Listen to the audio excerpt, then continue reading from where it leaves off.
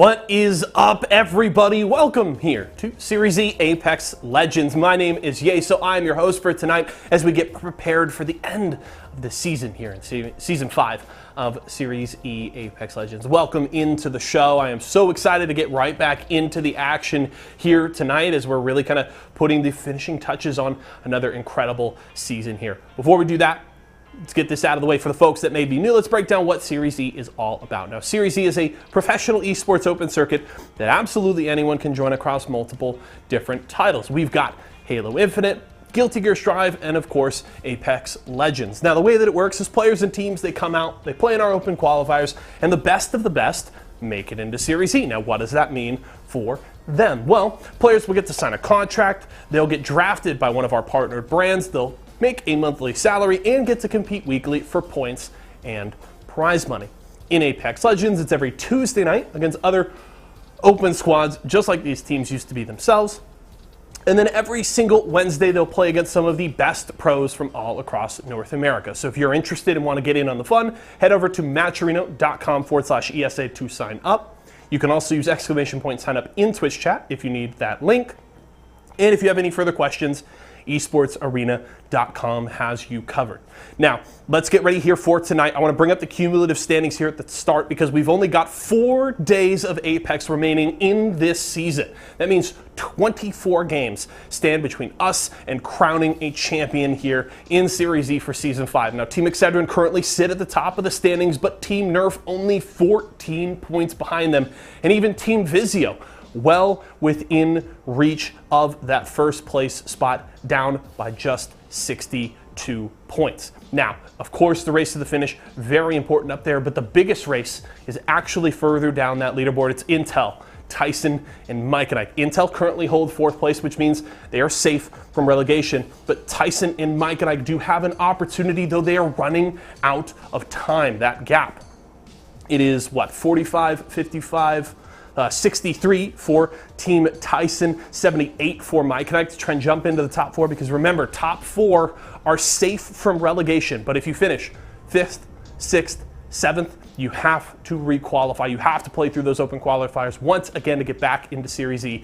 for next season. So that is the most important race we'll be keeping an eye on. But you do have to remember, Mike and Ike had an incredible week last week, finishing in the top 5 both nights. 2nd place on Tuesday, I believe 4th place behind Liquid and TSM in 2nd and 3rd on Wednesday. So Mike and Ike were unreal last week, and if they can carry that kind of momentum here into tonight and tomorrow, they may close that gap significantly, because Intel did have a little bit of a dip over the last week. So we'll have to see if they can find form again, if Mike and I can maintain the form that they have had for the last few weeks. It's going to be a very interesting run to the finish, because as I said, just 24 games stand between us and not only crowning a champion here in the Series E Season 5 for Apex Legends, but also finding out who else is safe from relegation. So keep an eye on those squads all throughout the night. I know our casters for tonight, T-Squared and Why Not, will be talking about it all throughout as well. So keep an eye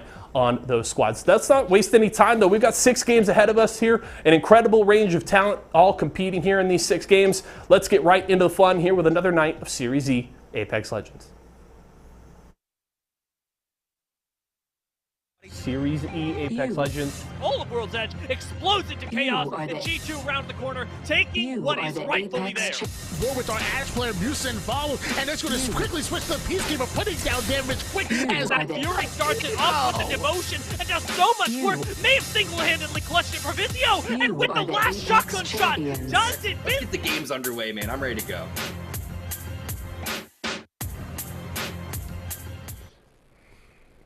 What is up, everybody? Welcome to Series E. T-Squared and Tony, Why Not, bringing you the action. Just like Yeso was saying, there's only 4 days remaining here. It's our open night. These teams have been competing all of Season 5 to try to get their spots into Season 6. Tony, how you feeling today? I'm feeling good. I'm ready to see our partner teams go at it and take their last stretch moving forward to the end of the season. Nobody wanted to get regulated, and they're running quickly out of time. Yeah, and we were talking about Mike and Ike while Yesa was going through and walking us through the pregame show. They had a phenomenal week last week, and they're looking to bounce back MJ was looking like the MVP of the entire lobby. This dude's Horizon is absolutely insane. It's a ridiculously talented lineup, and now our open teams are coming through, kind of warming up, getting ready to see how they're going to fare when it comes to that actual relegation process. Let's go ahead and take a look at the rules if you're new to Series E. It's your typical ALGS format. It's going to be 12 points for first, all the way down to 0 points. But Tony, we know on the open night, kills mean everything. Absolutely, and like you said, Mike and Nike has been doing their thing, and they're an aggressive team and ready to get their kill points. I think last week they ended in second place, just I think maybe like 8 or 9 points away from stealing the win against Esports Arena themselves. Hopefully they're bringing that same energy here, because you started off a little bit new to the scene. You got a little bit of points to you, and you've been climbing the ranks ever since. I want to see them climb and get to that fifth, or should be that fourth, maybe even that third place. The way they've been playing, it's possible. And from what we're hearing, it's the bottom 2 teams are going to have to go through the relegation. We'll go and keep you updated on that if anything changes. But from what we're hearing, that is it. And we'll continue to keep you posted on that. Let's go ahead and take a look at the teams that are playing today. And again, absolutely stacked lobby. You could take a look at all of the partner teams. Shout out to all of our sponsors and partners involved in Series E. But let's take a look at some of these open teams and some of the standouts that you have going forward. You have Blackhand, which is a really impressive team. Bots with Stomps is going to be really solid. Buff Pathfinder, always a really good team inside of these lobbies. LTC was extremely impressive. They came out of the Orlando Walmart location, qualified through there, and had a phenomenal week. They've been playing Watson and also Newcastle, so watch out for that team. Also, Team One Piece with GS Bird, super solid. Steamrollers with Young Pop-Tart. Someone sign us with Locks Key and Hundreds. Hundreds is back competing. And then Team Slept On with Psycho, Goated, and Karma. Tony, these guys are absolutely nutty.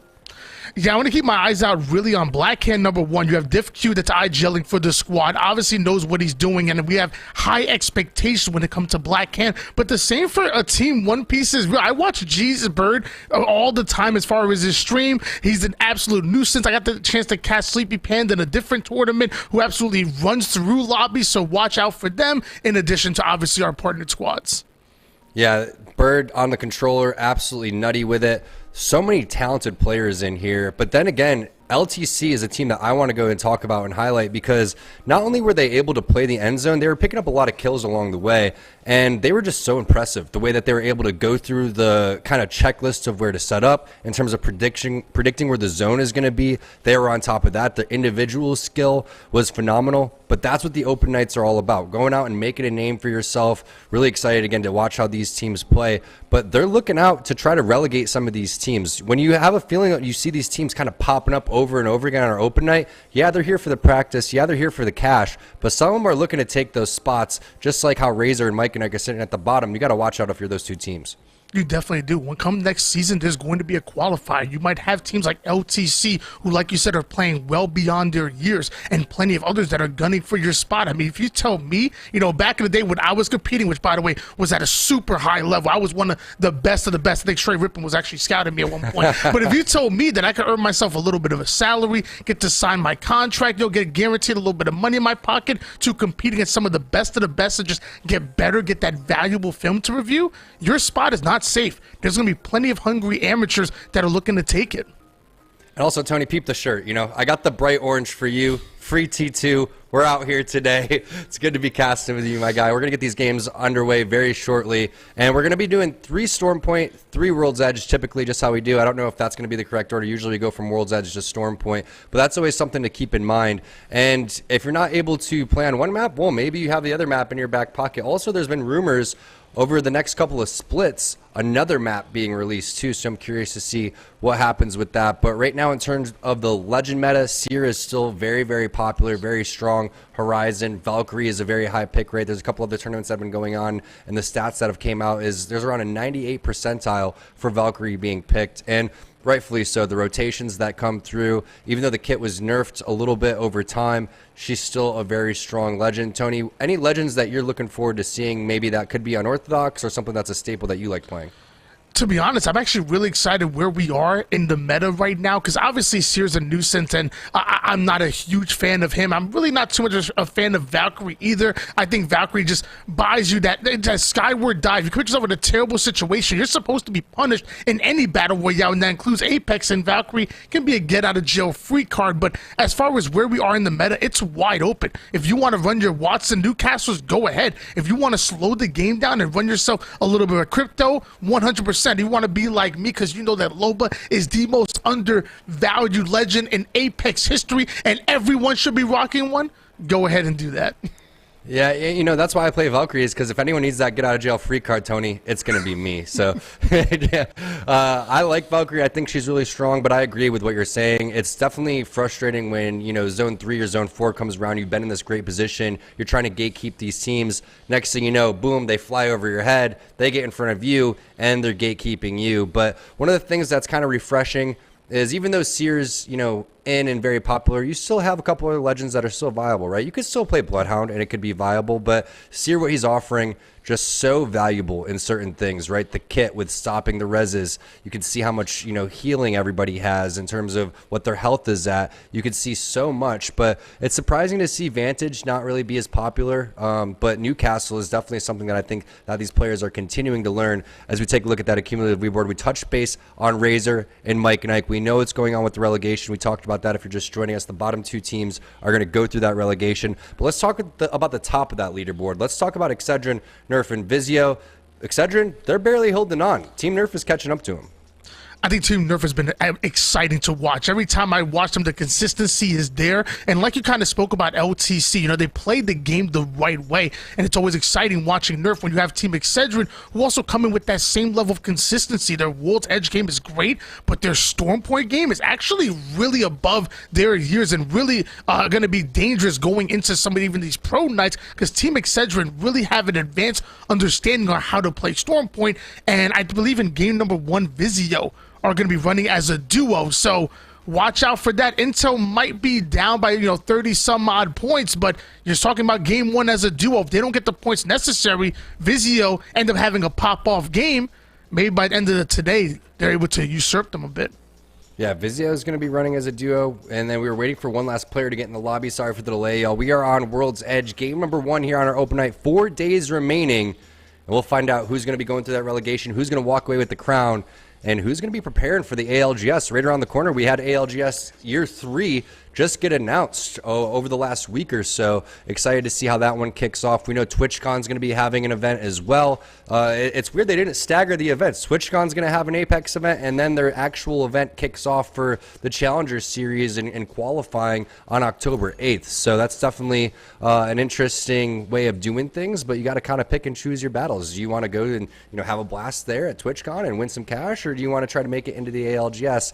When it comes to the points, sometimes you just kind of have to bite the bullet on that one. So we'll find out exactly what happens with our teams. Everyone's loading in the lobby. We'll find out exactly what the legend selections are going to be. We didn't get a chance to talk about Gibby that much, and he's kind of fallen out of style. We see Rambo going with Fuse here. Jet's going to go with the Horizon. But it's Steamrollers on the Gibby, and I believe that is the lone Gibby inside of this entire lobby. You also have 1 or 2 Caustics in here. So you can see how much the meta has changed. We had a 50% pick rate in the ALGS Season 2 championships with Valkyrie, Gibby, and Caustic. Almost half the lobbies, or half the teams in the lobby, were running those 3 specific legends. And there's only been a couple minor nerfs and buffs to the legends, so it's wild to see how everybody kind of picks and chooses their battles. I was liking the idea of Blackhand running Bangalore and Seer at the same time. Drop your smokes, get value out of your own Seer. But with how many Seers and even Bloodhounds we should expect in the lobby, that same strategy could probably get used against you as well. So gonna get really excited. It's gonna be really exciting to see where Blackhand go from here. Again, obviously they have the Valkyrie. Bangalore can be so dangerous, especially with that ultimate to really hold off a path that you try to get out. Maybe smoke to get yourself a nice little ultimate with Valkyrie safely. And then, like I said, comboing with Seer can be dangerous. You could punish other compositions that aren't running any intel whatsoever. That logo is dope, and you're just watching this, it makes you just miss World's Edge. Lava City and going over there to Big Mod is one of my favorite spots to go and land, because you're just getting so much loot. Blackhand's going to be able to take all of this to themselves. Zone's going to pull on over towards Geyser, so Vizio is going to love this. Blackhand's going to love that as well. Razor needs points desperately. They're coming over from the Overlook side. LTC on that fragment east side. You got Nerf over there towards the fragment west side. Everyone's split up. No major 50-50s happening. You can see Trials is going down over towards the northern side. Looks like a possible fight happening on the west side. We'll see if that staging fight continues. Landslide is completely open. That's typically where ESA will land. Was going to hop on board on that exact staging fight that you were talking about before. There's a player with the purple armor already. The triple whites don't like that, but the R99 normally shredding, hitting 81, going to break the shields of one. Right back to the vault he goes, but notice our Horizon player down to one shot, forced to back down. Player heal, you're going to see phase one slow the game down until they're able to get their third player in, but it looks like their opposition is speeding up. Almost perfect plays coming out from P1, but you could see the armor disadvantage that they had. Stomps doesn't go and hit some heals. He has his Q up. Now that they've kind of left the area and split up, that is not what they're looking for. Now they are getting punished for it big time. It's going to be answered right back. Zach was phenomenal last week. He continues to pop off there. 2-on-2 situation, but Stomps is in your face, and it looks like he's going to be able to finish that off. Nice shots there from the bots. Not looking like bots right there. Not really looking like NPCs. I'm pretty impressed the way that they played that one. But hold on, third party's coming in, so they better get up, they better heal up. The armor swaps, we saw the shots started to ring out. Hopefully they're able to recover before going in. With all that armor advantage they have a purple, 2 blues. They should be ready to fend off a fight. Meanwhile, Steamrollers are looking to chase a team away. You see the damage already coming in. Steamrollers haven't taken any in return, and the hunt has begun. Flatline going to connect, isolating that player with the bubble. This is an easy kill for Steamrollers. And now they're going to get a little bit of loot as well. Yeah, they're going to get that loot, and now there's only one player left on this team, and it looks like there's 2 or 3 teams in the area. Heck, maybe even 4. You could see a lot of people posted up waiting for the fight to take place, and this is some very early action. Keep in mind, if you have not kept in touch with the patch notes over the last 2 months or so, month and a half, the zone changes don't just apply to ranked, it applies to everything. So that zone is going to be closing a lot more, which means you got to get out your POIs as fast as possible. Lou, and look at the shots with the R301 there from by Dame. He's continuing to put in work. I'm just saying, if you're running Mirage in your composition, you better be cracked. And as of right now, Dame is doing work with the R301, trying to buy some time with the Archstars. As both of his teams look to take height, he's going to do the same. And now we're seeing Inner Nerd Gaming immediately take that advantage from the skies, dropping in. The Eva's out, putting the shot into the body of Gibby. Now the Seer is next. So it's like Inner Nerd Gaming bringing out their inner killers, absolutely obliterating Steamrollers. Nasty shots right there. Now Nerf's going to roll through looking for the third party, and this is what we talked about with this composition. It's just so deadly. It doesn't get much easier than this. Everybody's basically 1 HP. You can see exactly where they are. Heck, you barely have to shoot at them, but here comes another third party coming in from behind. This is going to be slept on, the team that we were highlighting before, and whoever's the last team to this party is going to have so much loot here, Tony. Look at the amount of boxes everywhere. Third party? Tom, third party, this is about the 7th party that's going in. As of right now, everybody's crashing in as slept on. Looking to take height. We have Psycho with the vault out, connects on the shots. Crouch Strafe comes in, but Psycho ends up biting off a bit more than he could chew. It's Team Nerf that end up getting the first knock, and now Tyson end up getting eliminated onto the kill feed, and slept on. Better be careful. They may be next. The power of the Newcastle also avoiding the Q there from the Seer. That was absolutely huge. And look at the even 8 shots from Corey, so strong. Turns us down on the ground. Keep in mind, he is playing Wraith. That is what he typically mains, and talk about turns turned on right there. Now it's up to Corey, but this is a 2-on-1 situation, and there's so many different armor swaps in there. Slept on, walking away with the dub. And all of those loot boxes, well, if they can't find resources in there, I don't know what to tell them. Love that advantage that Newcastle brings you. You go in for that res so quickly, whether you're in a fight or not, and you quickly able to change the numbers on your opponent. Meanwhile, Intel looking to change their luck a little bit. They're pushing aggressive. The pings are coming in. They're gaining the intel that they need to start to get aggressive. The G7 Scout breaking the shields of one. Not quite done. Almost able to get the knock, but now you're going to follow that up with the Fusey. Follow up with the Knuckle Cluster. The ultimate is going to come in. Intel are absolutely griefing their opposition, and they have a Horizon, so you already know they want to get aggressive.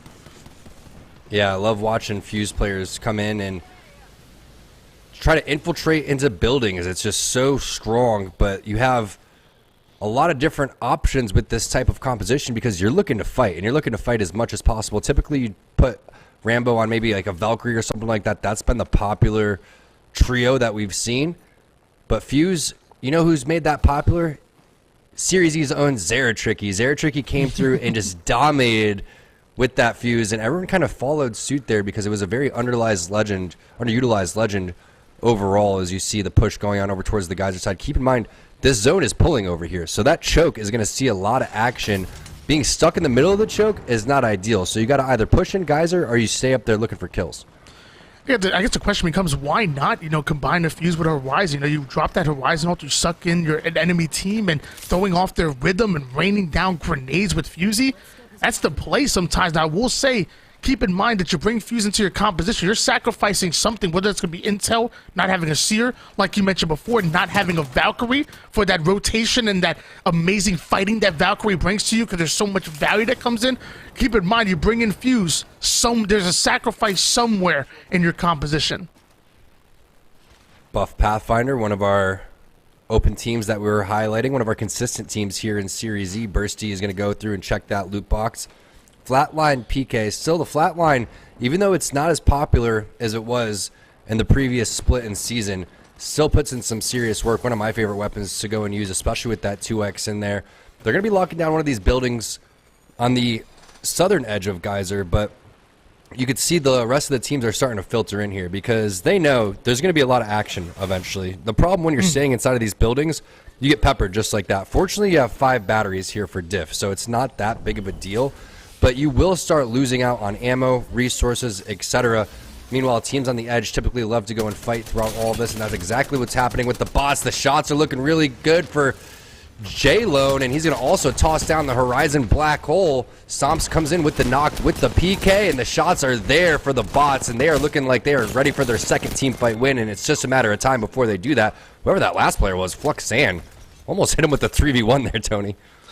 Risen Rose and they're getting eliminated here. Bots doing exactly what you said, getting aggressive, taking names, and now we're switching gears over towards Mike and Nike. They're looking to get into the fight as well. We know that zone is pulling quickly over toward the Geyser side. Mike and Nike now getting prepped for rotation from Big Mod 2, and I love this positioning out of them. There's so much value here with this high ground. Be careful, though. Without a Newcastle, you don't have much cover. Yeah, exactly, and I like the play to fly up towards Big Mod because eventually what's going to happen is they're just going to wait for their next skyward dive, right? And that's just like what we were talking about. You're in a pretty bad position. Typically, you'd have to walk through that choke, right? And there's going to be a team at that choke, and they're just waiting to try to capitalize on kill points. But unfortunately for them, they're just going to get flown right over. And that skyward dive, while it doesn't go as high as it used to, still provides a lot of use. Now, Excedrin, I'm glad we're on board with them because they're the closest team. And this team could eventually fight. We're looking at the first place team and the team that is sitting in 6th place on the verge of relegation. So this fight is huge for both these teams. Excedrin didn't have the exact performance that he wanted to have last week's, finishing at 13th place, 23 points. You definitely want to see them upwards to, 40, 50 points and beyond, especially with the level of consistency that Excedrin have been able to play with here. And we're seeing once again that zone still pulling towards Geyser. Big Mod players have to really fight themselves out and go towards that choke like you meant, even take to the skies, because you have a cluster of about 6 or 7 teams that are already taking real estate into Geyser. Now you're seeing multiple teams taking the longest rotation in from Fragment East all the way from Fragment West as well, trying to get into this inner circle while the 19 teams seemingly fighting in Geyser. What's surprising about Geyser, though, is that, one, no one's in that choke right now, which we were talking about as a popular spot to go and try to lock down kills. But if you look over to your southern side, where LTC is, no one's at those 3 pills, Tony. Over towards, south 195, like 165. That's a very powerful position to be in. And yeah, you do get bullied by a team like LTC in that situation, and you're going to have to fight back. But if the zone pulls over towards that side or over towards the very backhand side, that's one of the power positions. So those teams like Mike and Ike, Excedrin, whoever gets there first is going to be in a great position. It's actually surprising to see no one continue to advance over there. To me, it means they're trying to hold edge as much as possible and continue to look for fights. I don't know how many seasons have to go by before we see the charge rifle get care packaged. The weapon just screams care package. It's just so much value that you get with it, and everyone absolutely hates it. It griefs you, just like Mike and Ike are holding this team and griefing this team. They're going to take to the skies. You're seeing the ultimate come in, raining down the arc stars, even the Seer ultimate. So that's the intel they're looking for. Mar starting to connect with the shots with the car. Flatline is out as well, taking minimal damage, but dealing as much as possible. Mike and Knight, though, end up losing one of their players. That's going to be Wizard Coin, one of the leading Slayers. MJ, instead of hitting shots, he's starting to take him. It's Team Excedrin that refuse to be held out. And you got Gambit coming in and filling in for Excedrin. This dude is nasty. I had an opportunity to play ranked with him, and his comms, the way that he plays and thinks about the game, is super next level. Meanwhile, Buff Pathfinder on the outside looking like they're trying to join this fight as well. And these teams are kind of griefing each other at this point. One team is going to walk away with it, but now Blackhand is coming in for the fourth party here, and this is what we were talking about. If you're not in Geyser, you're going to be fighting on the edge, but I don't think any of these teams were expecting this many squads here. Blackhand coming into the party, cleaning up the pieces that were left behind. Down to 11 squads we go, and Blackhand looking to bring us down to 10 real quick. You're holding on to that height advantage. There's a player down below, not sure how much I can do by himself. Shub goes in for the ego challenge. Excedrin gonna end up going down. That's a headache that maybe Excedrin can't cure, but Blackhand might run into another one. You're seeing the Valkyrie queue in. You're seeing the shot start to ring out. Down to 10 squads we go. Micro drones detected. Blackhand better be careful. Yeah, you got Mike and Ike, but they've already lost out on Wizard Court, remember, so it's just MJ. That was a 2 versus 3, thinking that he could have came in for the third party, but they were all full shields on the Blackhand side. So smart job from MJ to try to live, but we know in this type of meta, it is so difficult to go and rat it out. You can already see Diff was looking and trying to get the heartbeat through the walls, find out exactly where this player has been located, and it's just a matter of time before they hunt the last player down from Team Mike and Ike, and I believe that is MJ on that horizon. So we'll find out how Blackhand wants to play this one. Keep in mind, they have Voltic on this Valkyrie, so if they wanted to go and try to risk it and fly into Geyser, they could. There's a lot of different areas that they could coexist. Remember, the 3-pill area is still uninhabited, so that could be a potential spot for them to go and make their move, or they may try to push forward, but if they do not find the rat behind them, they're going to be in a pretty bad position. 140 right there onto JQ, and you also have multiple players on the western side of the high ground, so this is going to be a pretty interesting spot for both these teams. And despite being able to hit 140 to the dome with that Kraber, Blackhand still aren't able to capitalize on it. They still aren't able to push forward. So that just tells you, kind of like you mentioned before, eventually they're going to take to the skies. They're going to try to fly over bots. And when you use that skyward dive, yes, it's a get out of jail free card I mentioned before, but if you don't have a game plan, if you don't have a visual on where you're landing, you have to adapt real quick. And sometimes it's going to work for you, or sometimes you end up in a worse spot than you began with. Yeah, no doubt about it. Having that gold helmet is definitely going to help for the Kraber if any headshots come their way. Stomps is desperately trying to get his scout shots down so he can charge that Evo shield up, only 282 away. But the zone pulls over towards the 3 pills, like we were talking about. That is a very popular spot to go and pull. So all these teams inside the buildings are absolutely done for. Speaking of done for, Intel is eating so much damage from these thermites. The black hole is inside. You have another team on the opposite side. They're going to full send. The knockdown shield's not going to be enough. Now Bots is going to come through with the third party. This is going to get crazy inside these buildings. They may be searching for the one piece, but they can't search on World's Edge anymore. They're out to the lobby. Mike and Nike end up going down as well, so that's going to bring us down to 7 squads. Slept on, trying to avoid as many nades as possible. Psycho going in like a psycho, ends up taking all of those frags down to 1 shot. We do see some shots ringing out, but someone signed us playing for a contract right now. They're doing the damage. They're getting involved, but Hill closes in just 37 seconds, and they haven't found a spot just yet. Love to watch Hundreds play. He's been grinding a ton over the last year or so and really upped his game. Now they're looking for a possible dub. I'm not sure how the heck Intel was able to survive throughout all of that. Also, barely dodging the Q is Icy.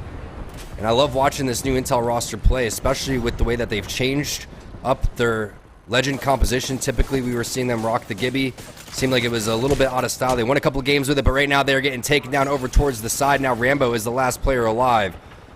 Zone moving here very shortly, Tony, so if they don't get these reses, it's going to be absolutely over for them. I like the play to go and toss the Q down over towards the door, see what they can do. But now it's Buff Pathfinder coming through with the flank. The purple knockdown shield proving pretty useful. Got to still cock the PK, and they are able to do that. It's going to be slept on going out in 7th place. Bursty with a ton of kills, 5 kills, 2 assists, and 8 helping hands along the way. Buff Pathfinder even gets the res onto Ozzy. And now they're looking like they need to get out of there. The zone is coming. It's time to run, boys. But Pathfinder putting them to sleep right there. Someone Sign is still trying to stabilize, but there's too much damage coming in. It's up to Hundreds to do as much as possible to hold off while our Newcastle ends up getting rezzed, and the shots are starting to connect. Love this play here by Hundreds. You put your body on the line. You make sure your teammates are getting rezzed, especially one as important as a Newcastle, but Locks ends up going down, so nothing working in favor of Someone Sign this, and eventually they're going to have to choose a fight. I love the positioning here from Hundreds. Locks didn't realize there was someone behind him, but like you talked about the value of the Newcastle, able to get that res, the interception pylon to help charge up the shields and also avoid any of the grenades that are coming through or any projectiles, including the Horizon ultimate. Have a couple players in the sights, but this is going to continue to be Hundreds and the rest of the squad being taken down. It's going to be bots. Bots have been heating up the entire time, and now one more player remains. They're going to go with the punch out instead. We'll see if they can get the res onto Stomps there as Black Hand now makes their way inside of the building. It's been absolute chaos over here towards the Geyser side. Black Hand looking to backhand their opposition. Down to 3 squads we go, and they're in the worst position of them all. So they have to drop that intel. They know that they're going to need to fight. And both of these teams are going to end up holding them out. And love this beautiful angle that Shub is able to connect. Valkyrie tries to take height, but you can get the R301 shots to Black Hand. Now starting to win their fights. As I say, that diff Q ends up going down, and they're going to have to retreat. Try to heal up, maybe get the res off an LTC. Just griefing him from afar with the charge rifle and the nades. They're not going to allow Black Hand to stabilize so easily. This is LTC style. We talked about it right before the game started. Their zone prediction, the way that they rotate, the way that they get in position is so crucial. But not only that, they pick up kill points along the way. And it's definitely special considering the way that they came out of the Walmart Orlando location for the Esports Arena qualification process. It is huge to watch them continue to compete with some of the best players in Apex. Not only compete with them, do a darn good job holding their own and potentially winning game number 1 here. I believe they won 2 games last week as well, so this team is no joke. We'll see if they can close this one out. I'm gonna be Orlando tomorrow, so I might have to try to hit up LTC, maybe get some strategies, I get some intel. Where's Diff Q looking to get the intel? 189, almost able to get the knock lines up. Yet another one. Black Hand trying to fight their way into the storm, but they're thriving right now, hitting shot after shot. Gonna try to mess around in the hill just a little bit as they prepare to rain down those grenades. It's still a 3v3v3, but you notice that one player ends up going down quickly, so we have an advantage going in favor of Black Hand as they look to advance forward. It's always interesting to watch how these things pan out. Diff was griefing himself inside of the zone. I'm not going to lie. I kind of wanted him to slip back a little bit more and not be able to climb back up. It would have been hilarious, but you're not right. Shub is going through, and he's looking like he's coming in with the shots. They're going to go and finish that one off. Now it's a 2 versus 3 versus 3 situation. Great aggressive play there from Black Hand, and we're also getting word that the bottom 3 get eliminated here for Series Z for the qualification process. So that makes things a little bit tighter for teams like Tyson, Mike and Ike, and Nerf. They're going to have to continue to fight their way going forward, but right now we're looking at 3 open teams battling it out for game number 1. You were big on this Black Hand squad, and I can see it's for a reason. You know, I've been watching Shub, and if you guys are trying to take your game at another level, I would highly recommend watching Shub and the way he's able to create some of these angles with that R301. It's not fancy, and lots of times he's using that smoke as cover, but he's able to find these cheeky angles that no one's expecting from, and he shreds shots with. Again, is it fancy? Absolutely not, but is it effective? Absolutely. The mobile respawn beacon being added for some extra cover. There's the knock onto Stomps. LTC is going to finish off with Voltic started with a little bit of a kill steal, and now it's one more player on bots, and the 3v3 is going down. Blackhand's going to immediately send it, not even allow them time to set up, and all of a sudden the ultimate coming in from Void, maybe a little bit too overzealous on that one, as the rest of LTC is going to have to cover now. Diff taking a lot of damage. You can see Blackhand has a huge advantage. There goes the bow check bow, and it's Blackhand with the immediate push. A little bit too aggressive there on that Newcastle, but I like the idea. You know, just full send it, just stomp on their heads and splatter them to death. But fortunately, that's not how Apex works. The Black Hand turns to a fist, cocks back, and absolutely knocks out LTC as they take the big win.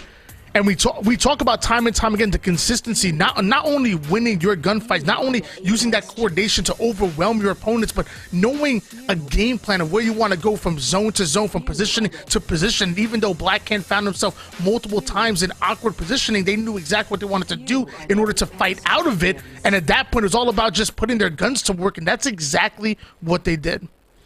A lot of wild things happened. We had a 4th, 5th, 6th, 7th, 8th party basically that happened over towards that Beacon building where Nerf was coming in onto Internet Gaming. This is where things kind of started, and this building had at least 10 to 12 boxes inside of it, if not more. And it was very impressive to watch how these three teams in the final circle especially kind of danced around Tony, methodically picking apart the team over towards the side, which I believe was bots, and then they just continued to push forward and finished off LTC. But the way that they had that final moment there and got immediately aggressive once they finished off the final player and had the straight up 3v3, that's what Apex is all about. Don't allow the other team to think, force your hand, and just play aggressive as possible, and don't allow the other team to communicate. That's exactly what they did. It's the fundamentals that win games, and you can hit your shots. It don't matter if you're not playing the right game. Sometimes you have teams that play chess, and some players just can't even find the board. And clearly, Blackhand are not one of them, earning that game number 1 win. But we talked about it before: consistency. Can they consistently hold on to these kind of points? Because big swing games are nice, but sometimes you can win games from consistently putting up 10, 11, 12 points and then having big bombs of your own. Sometimes teams will win game 1 and then fall a little bit flat. And also, it's really awesome to watch how LTC got into that position and kind of lived up to the hype, but that's a great learning experience for them, and that's what I feel like this team does, is they want to get to the final circles and learn that valuable situation where you get into these standoffs. But let's toss this one to Yeso and get his thoughts on game number 1. Thank you, gents.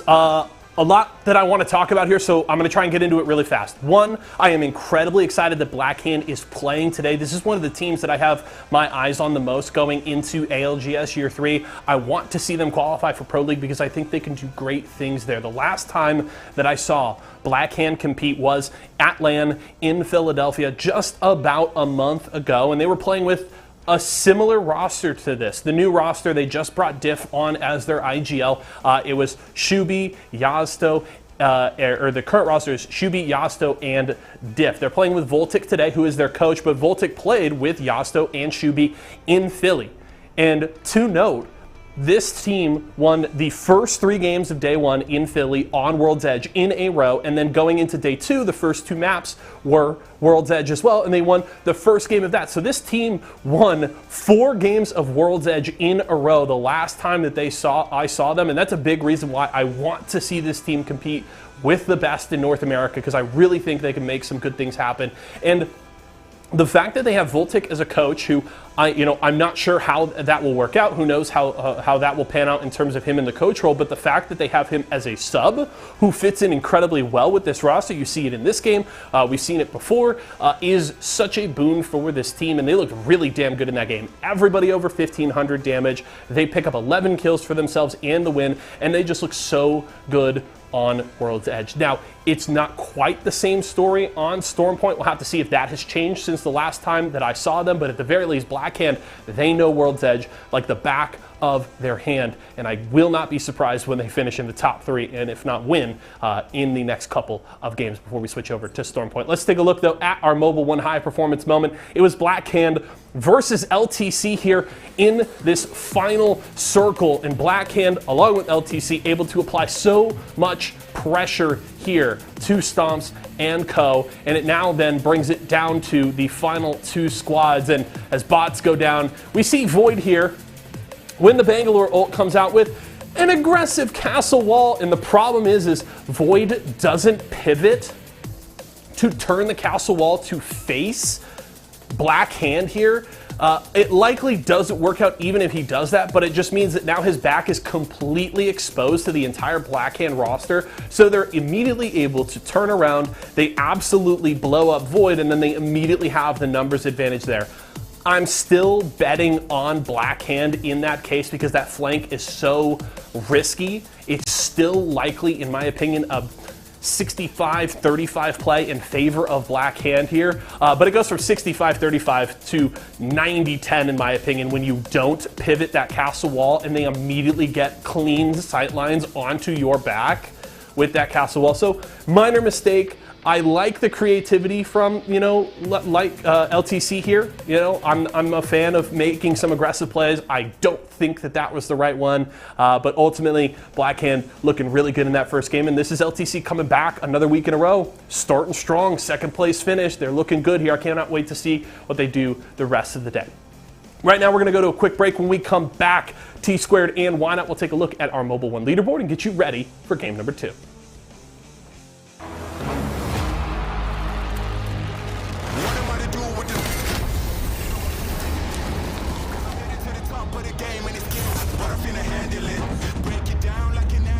I'll be loading up, they wanna package this. Pray for peace, pacifist, I'm never old enough to give a promise.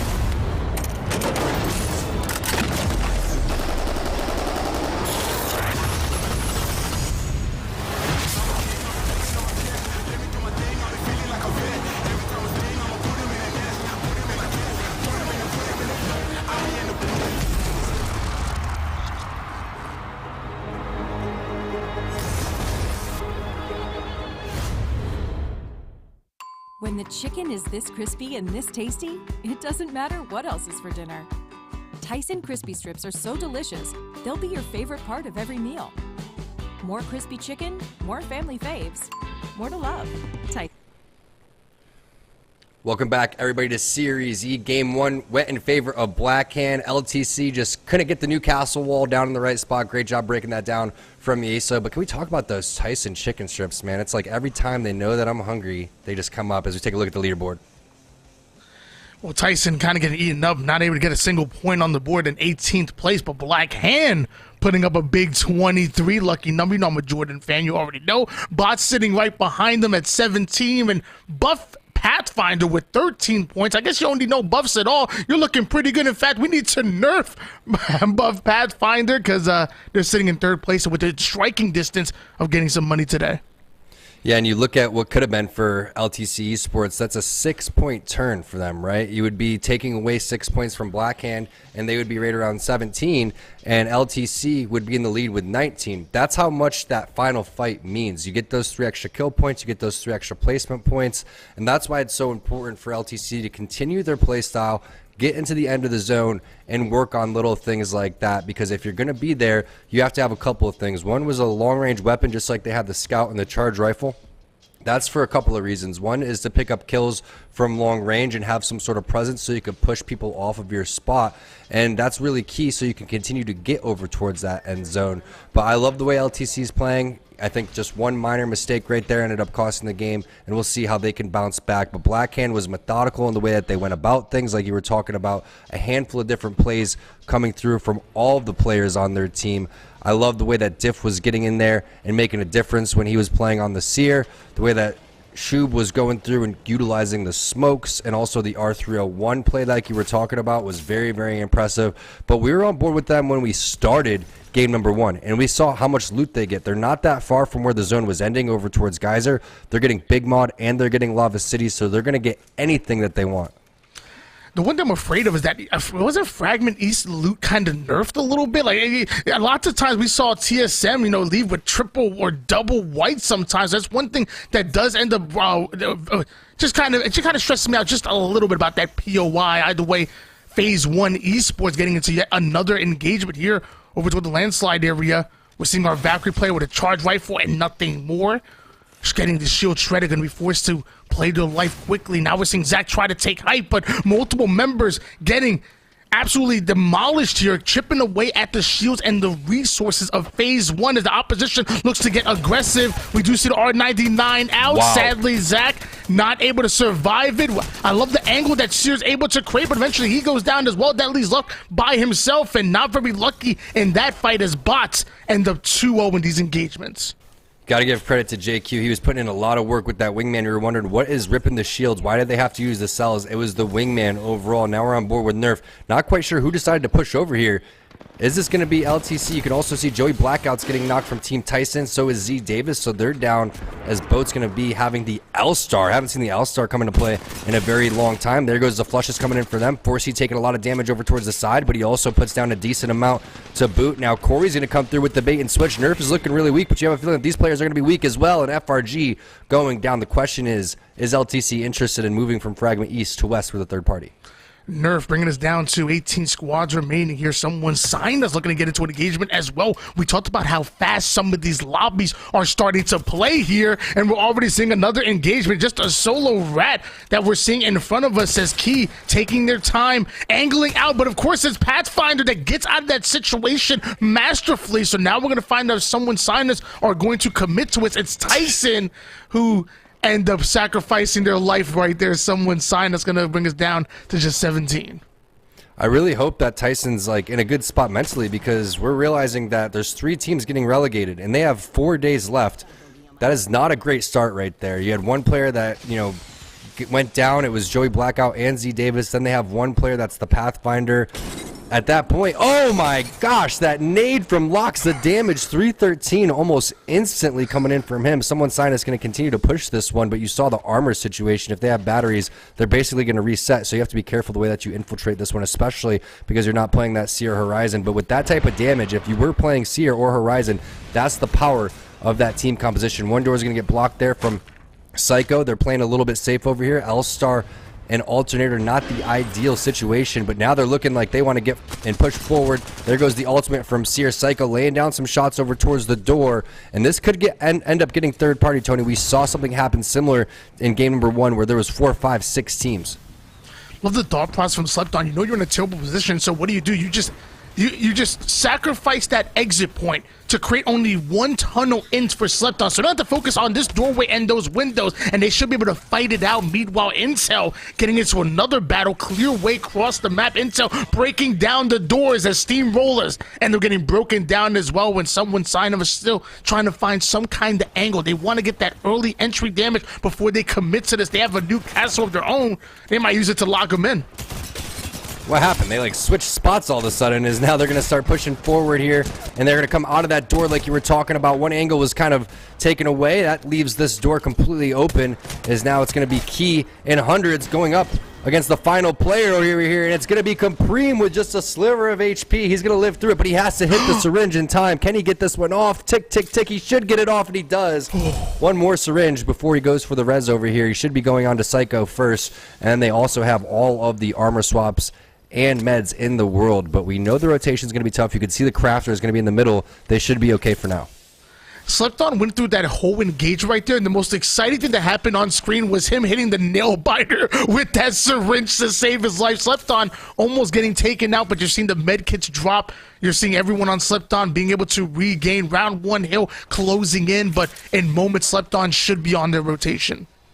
That's the worst, because you're sitting there and you're watching and you're like, oh, he's going to die to zone for sure. And then he just gets that off, and now you have to sit there and watch them play the rest of the game. That's the worst thing about playing in the tournaments, is dying, and you're hoping like, all right, yeah, we won that fight, right? That was so even. And nope, it wasn't even. Compreem with the clutch. The also little, micro play that he did, we take a look at the zone, pulling over towards the same exact spot in Geyser potentially. That's going to be interesting to see, but we don't have time to talk about what happened because the fight is going down in the survey area. This is Internerd Gaming, and they're looking really good earlier. They did get third-partied in game number 1, but they're looking to try to close things out. The good stick inside of the window. That should be more than enough damage, and it is. They even run into the teammates, and that's going to be Intel going out. It was just 2, though, Jet and Rambo, so not quite sure where the third was, but Internerd Gaming is going to take those 2 KP any day of the week. Internerd Gaming doing it right. Never seen Mirage look so good in the composition, but they're able to win yet another gunfight. And we know that Vizio are here over towards the Geyser side where LTS are. And you talked about LTS a little bit, about them qualifying, I believe, through Orlando. And to my knowledge, when they're playing at Orlando, they're playing arenas. So to be able to be a 3v3 fighting team and be able to find success in arenas type settings and still having the awareness to slow the game down, play a positional type of game, play a fundamental game as this hill starting to pull once again over towards Geyser, really shows them being able to adapt. And it's really impressive to see this this new squad. I apologize, I call them LTS, I apologize. It's LTC. I need to put respect on their names.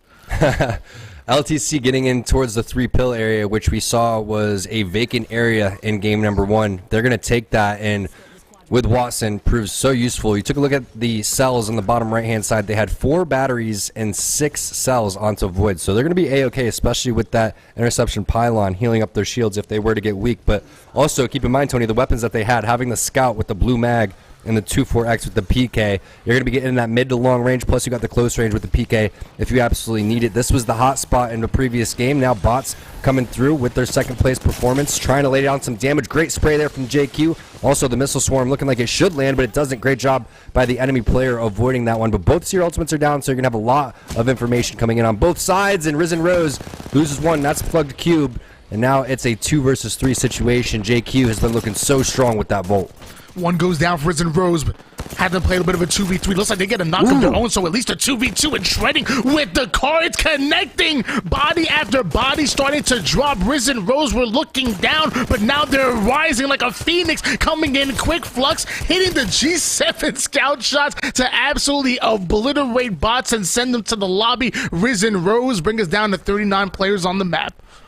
All right, so the zone's going to pull northern side. It's not going to go over towards Geyser, so LTC, we're talking about how strong they were predicting the zones. They're going to have to make a move here eventually because this is going over towards that no-name area in Overlook. And a lot of these endings tend to be a little bit where Sleepy Panda is going to be. So keep an eye out for that and where their position is going to be. Nerf in the area over towards that no-name area, kind of anticipating it to continue to pull over towards that beacon building. Razor is in the vicinity as well. ING with their fresh team fight win. They're going to be coming in from the northern side. And a couple of teams coming very late from the western side. Capreem after his sick clutch and his team are going to be looking like they are going for edge fights the entire time on board with Mike and Ike.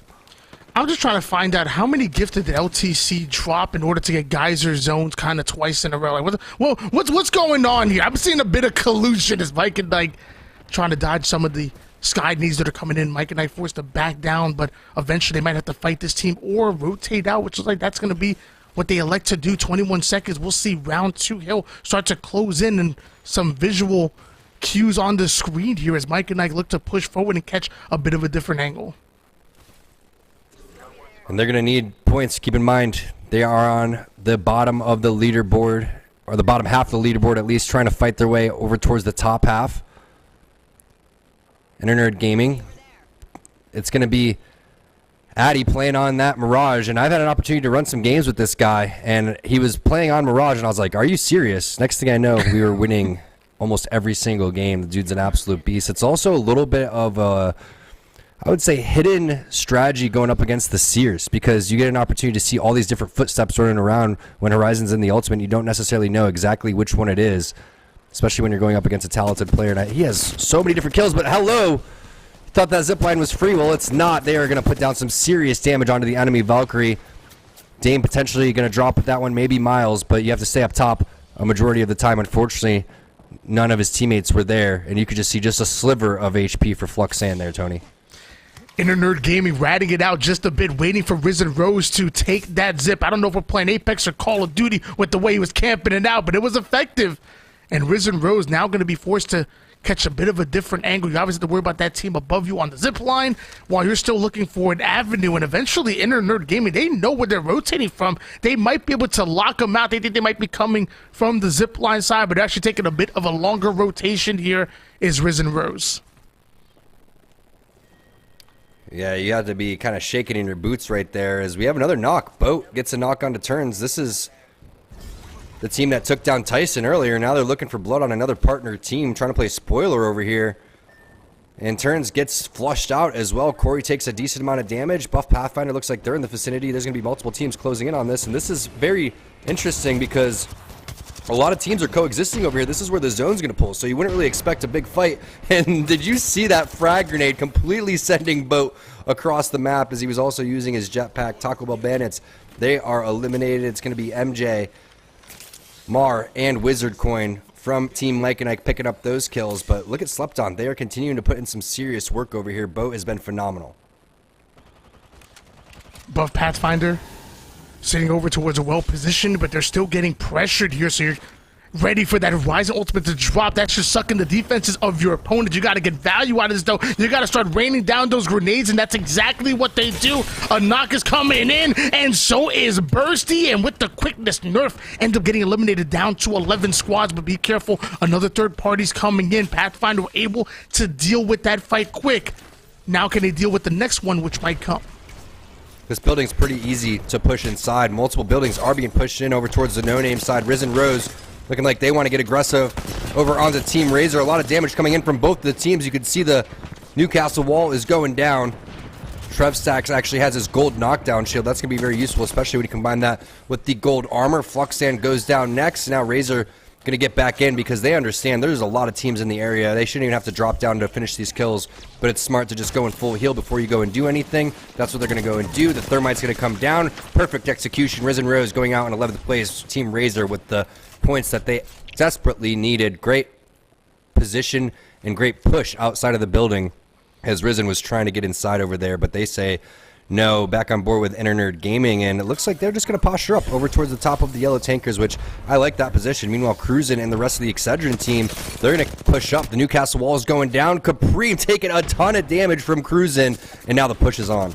Oh, he's cruising for a bruising, all right, and Excedrin look to get aggressive off of it. Once you have those numbers, you have to punish your opposition, and what an angle created by our Valkyrie player getting max of value. It's going to be Kodagame who finishes the fight. Down to one shot he goes, but have to watch out for the Storm. Trying to punch his Seer into a bit of a better position. It might be Excedrin that are forced to play this as a rat as that Storm is griefing them. It is round number 3. They're continuing to crawl. There's a small chance he could go out there, grab banners, and then hit the res on the beacon right outside of where the zone is. It could be crazy, but do you really want to play this out as a rat, especially when it is zone number 3? It's not zone number 4, so there is an opportunity potentially. It's going to be tough, though. The timing has to be perfect throughout all of that. And Excedrin ends up going down. Looks like Sang's going to be able to get the kill point for that one, so there was I think they could have ended up pushing back over there. Meanwhile, Vizio, they're over towards the Geyser side. This could be LTC. We haven't seen much of LTC. We know both of these teams were anticipating it to go over towards the Geyser side. It's actually Black Hand, the winners from game number 1. The smokes are in. Black Hand trying to block out the lines of sight here, but Diff still taking damage. Looks like Boyden is coming in with the quickness. The Eva shots are starting to connect, but Boyden does end up going down. Sung making the thing Sang right there, and only having one more left to deal with, trying to obliterate the knockdown shield that's creating that cover. And it's only a matter of time before Vizio are able to finish this fight. Black Hand go down. Can we talk about those shots right there from Sang through the smoke? Absolutely ridiculous. Now Blake is going to get aggressive. They're going to avoid the Seer Q. A couple of burn marks from Blake on his Q, but not enough to actually push inside of that building. Plenty of batteries here. Also has an ult accel, so I wouldn't be surprised to see him pop that one while he has the opportunity right on Q, trying to get his ultimate rate back up. That's going to put him right around 70%, so he's going to be feeling good about that as they are trying to coexist with this team over towards the side. And there is LTC. They made their way out of Geyser. Now they're going to hold that respawn area.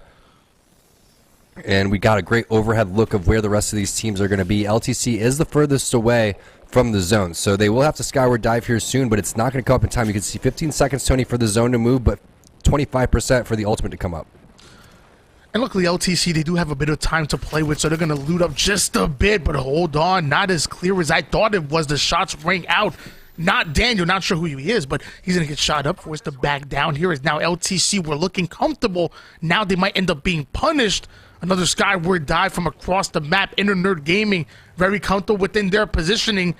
I would even call it God spot at this point as they're looking down at their opponents, starting to work their way into the zone, which Buff Pathfinder doing it. Hold on, this positioning right here wide open for Buff Pathfinder to take, and I'm loving it.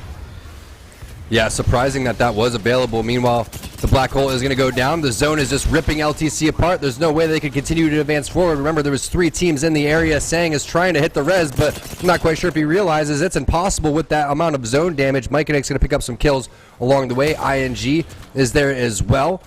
Still had Addy on top of this Mirage, and he's looking like they're in great position. It was so shocking to have this area available. A great skyward dive, great positioning, great timing overall for Internerd Gaming.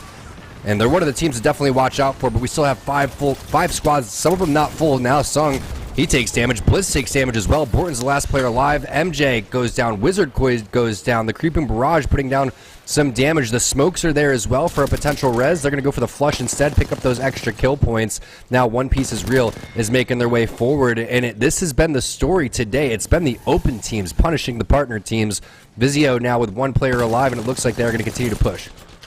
4 teams on the map, but only 9 players here, so that means there's only 2 that are going to get wiped out, and that's going to be Vizio being taken down here. One Piece is Real able to pick up some of the pieces here. Now they're looking to advance forward, looking to get some angles. Inner Nerd Gaming having the best position possible right now with all that covered. The only thing that make that real estate a little bit better is maybe a Watson to work with, but other than that, Inner Nerd Gaming, you have to fight to them. And so far, they've been winning almost all of their 3v3 engagements. They have. It's been impressive to watch how they've played with an unorthodox composition. The interception pylon is going to go down. A couple batteries being shared. But there is one rat in the lobby, and it is Mar from Team Mike and Ike. So he's picking up some much-needed points. The problem is he will have to move out of his position into the open. You can see there really isn't much cover, and he's coexisting right next to Sleepy Panda. The question is can he grief one of these teams? Who is he going to decide to shoot? Is he going to go over towards Inner Nerd's gaming side and focus fire over there? Miles has a feeling that he's over there, so the rest of his teammates should focus that because that's an extra kill point. You know, pandas may be cute and cuddly, but let me tell you, they're one of the most dangerous animals on the planet. You better watch out when their claws come out. They're going to put it to work. And we're seeing Monkey D. Luffy of One Piece trying to find an angle, a bit of damage with that wingman going to start to connect. You see the Watson fences here. Eventually, this round number 5 hill is going to be closing in, and we'll get the information on where round 6 is going, and we'll start to see these teams forced to fight as Mar is just looking for any opportunity not to get involved. He wants these 2 to fight first, maybe get a little bit of griefing KP off of that, but as of right now, he doesn't want to make his presence known whatsoever. And you know, if you just hide directly in the middle of the map with no cover, Tony, sometimes that's the best spot to hide, you know? Never in my life would I have thought he would live this long, but now Mar is taking some damage, and he's like, wait, guys, I wasn't doing anything. I was AFK. Why would you shoot me? I like the thought process there for Mar. Try to milk it and get as many points as possible. Now we know this is going to be an aggressive, straight-up 3v3. Advantage in Inner Nerd Gaming. They have a little bit of cover, plus they're close to where the zone is going to end. But One Piece started to push through, and the wingman shots are connecting. Coming in for QWERTY, but they already lost out on Sleepy Panda. Nice job putting the interception pylon down, but it's not in time, and the rest of the players are pushing in for Inner Nerd Gaming. We just had a feeling, Tony, the way Inner Nerd Gaming was playing that entire time, they were ratting it out. They were playing aggressive, a little passive-aggressive play style. A great all-around performance from them. I'm still trying to wrap my mind around how Inner Nerd Gaming get one of the god spots on the map for free. They literally take to the skies with the skyward dive. See, it's almost like they were questioning themselves, like there's no way this is free for us. This has to be a bait. They commit to it, they land there, they hold it out, even going into just 2 squads remaining, and eventually it becomes a bit of an arenas type game, 3v3, and they simply win those. Yeah, we saw the skyward dive. It was a great job by production picking up on what was going on as they made their rotation to what you were calling the god spot over towards the very backhand side. And that zone wasn't that difficult to predict once we saw zone number 3, right? We saw a handful of teams coming out over towards that eastern side where that tunnel area is. That was a good spot to be in, but all of a sudden you push in, you definitely think you're taking a 3v3 back there. They took that for free, and they took full advantage of it. Now, getting in there for free is one thing, but winning your fights and playing it the right way, especially with that many teams alive, is another thing. We saw that great clutch there from Capreme. But look, they were all the way over here with 6 points, and they ended this game with plus over 20 points. That's huge, as this is when they pushed in onto Team Intel. They started over towards Survey. They rotated over towards Overlook, so it wasn't easy for them. But the big play, definitely that final 3v3 plus the rotation that you touched base on. I'm going to be interested in what that does to the leaderboard now, because Inner Nerd Gaming were only able to put 4 points, sitting in 9th place in like a 3-way tie with only 4 points after that game number 1. Now going into game number 2, what they did like 5x, maybe 6x their score line, but the leading points was at 23. So we could see with that one game alone, Inner Nerd Gaming fly from like 9th place maybe into like the top 3. Now, we get an opportunity to take a look at the leaderboard before it comes out, but I want to leave that to Yeso because one thing that I want to touch base on is the amount of open teams on that left-hand side. Yes, we still have 4 games remaining, but Yeso, I want to get your thoughts on that. Tom, it is something that you have been preaching a ton this season, that it really feels like the open night squads have just been on a different level than we're used to seeing. Over the past seasons, the first 4 seasons of Series E, you always had a handful of like select solid talent, but it didn't feel as comparable to this season, where it feels like you come into every Tuesday night and there's 4, 5, 6 open squads where you're like, all of these teams are really good, can compete with the partner teams, and it's not as much, I would say it's still disappointing when you see a good chunk of the partnered squads finishing low top 10 outside of the top 10, but it also is important to recognize that they're also dealing with some really good competition in Internerd Gaming. One of them, I know someone signed us, another squad you've been a big fan of there, T-Squared, so the level has risen for these open squads, and it just means that they're really, it used to be, hey, Tuesday night was kind of your easy night, pick up some free points, then your real test was on Tuesday. You can't really take a game off in Series Z anymore with the kind of talent that comes out night after night after night. Internerd Gaming, though, they pick up the win here, 10 kills to their name, so a 22-point performance here for Internerd. I think Tony is right to expect this team to jump up into that top 3, especially with Black Hand having not a huge gap, but a good few points ahead of 2nd and 3rd place. So I think Internerd going to be right in the mix here after game number 2. The question is, who will come out on top in game 3, and we will see. But let's take a look at our Mobile One high performance moment. In this one, a little bit of a funny one, because this is notably a great fight from Excedrin, right? Cruising, good shots. They're able to get the initial knock, and here comes the push now from Excedrin, and we go into Kodagami's POV for the rest of this as he fights around the castle wall. Beautiful beam right here. Able to get the second knock, but the problem is both of his teammates get knocked in turn. He's able to get around here to pick up the final kill, gets the armor swap, but then goes to the res as the zone comes in, and we won't see it in the rest of this replay. But the best part was we're all in production. We're watching this fight as it happens. Kodagami wins. We see he's on 1 health. Everybody's kind of like, dang, that was really close. And then we see the zone progressively chasing him. And there's multiple points where Kodagami, it looks like he's going to take a tick of damage from the zone and just barely escapes. We were on the edges of our seat for this entire little run there as Kodagami just survived to keep Excedrin alive a little longer. But it's a good fight from Kodagami. Just unfortunate that Cruisin and Kimchi Lee go down in this fight, because this totally changes the complexion of this game for Excedrin. If they could come out of this fight cleaner, maybe they have to get 1 res and get a reset. And, Kodagami has time to maybe push forward, heal up, and then they could get both Cruisin and Kimchi back in the game. It totally changes the game for Excedrin, but at the very least, Kodagami picks up some good KP, stays alive a little bit longer. Excedrin going to need all the points that they can to try and hold off a surging team nerf. We're going to go to a break right now. When we come back, we're getting ready for the final game on World's Edge. We'll have that for you and more when we come back.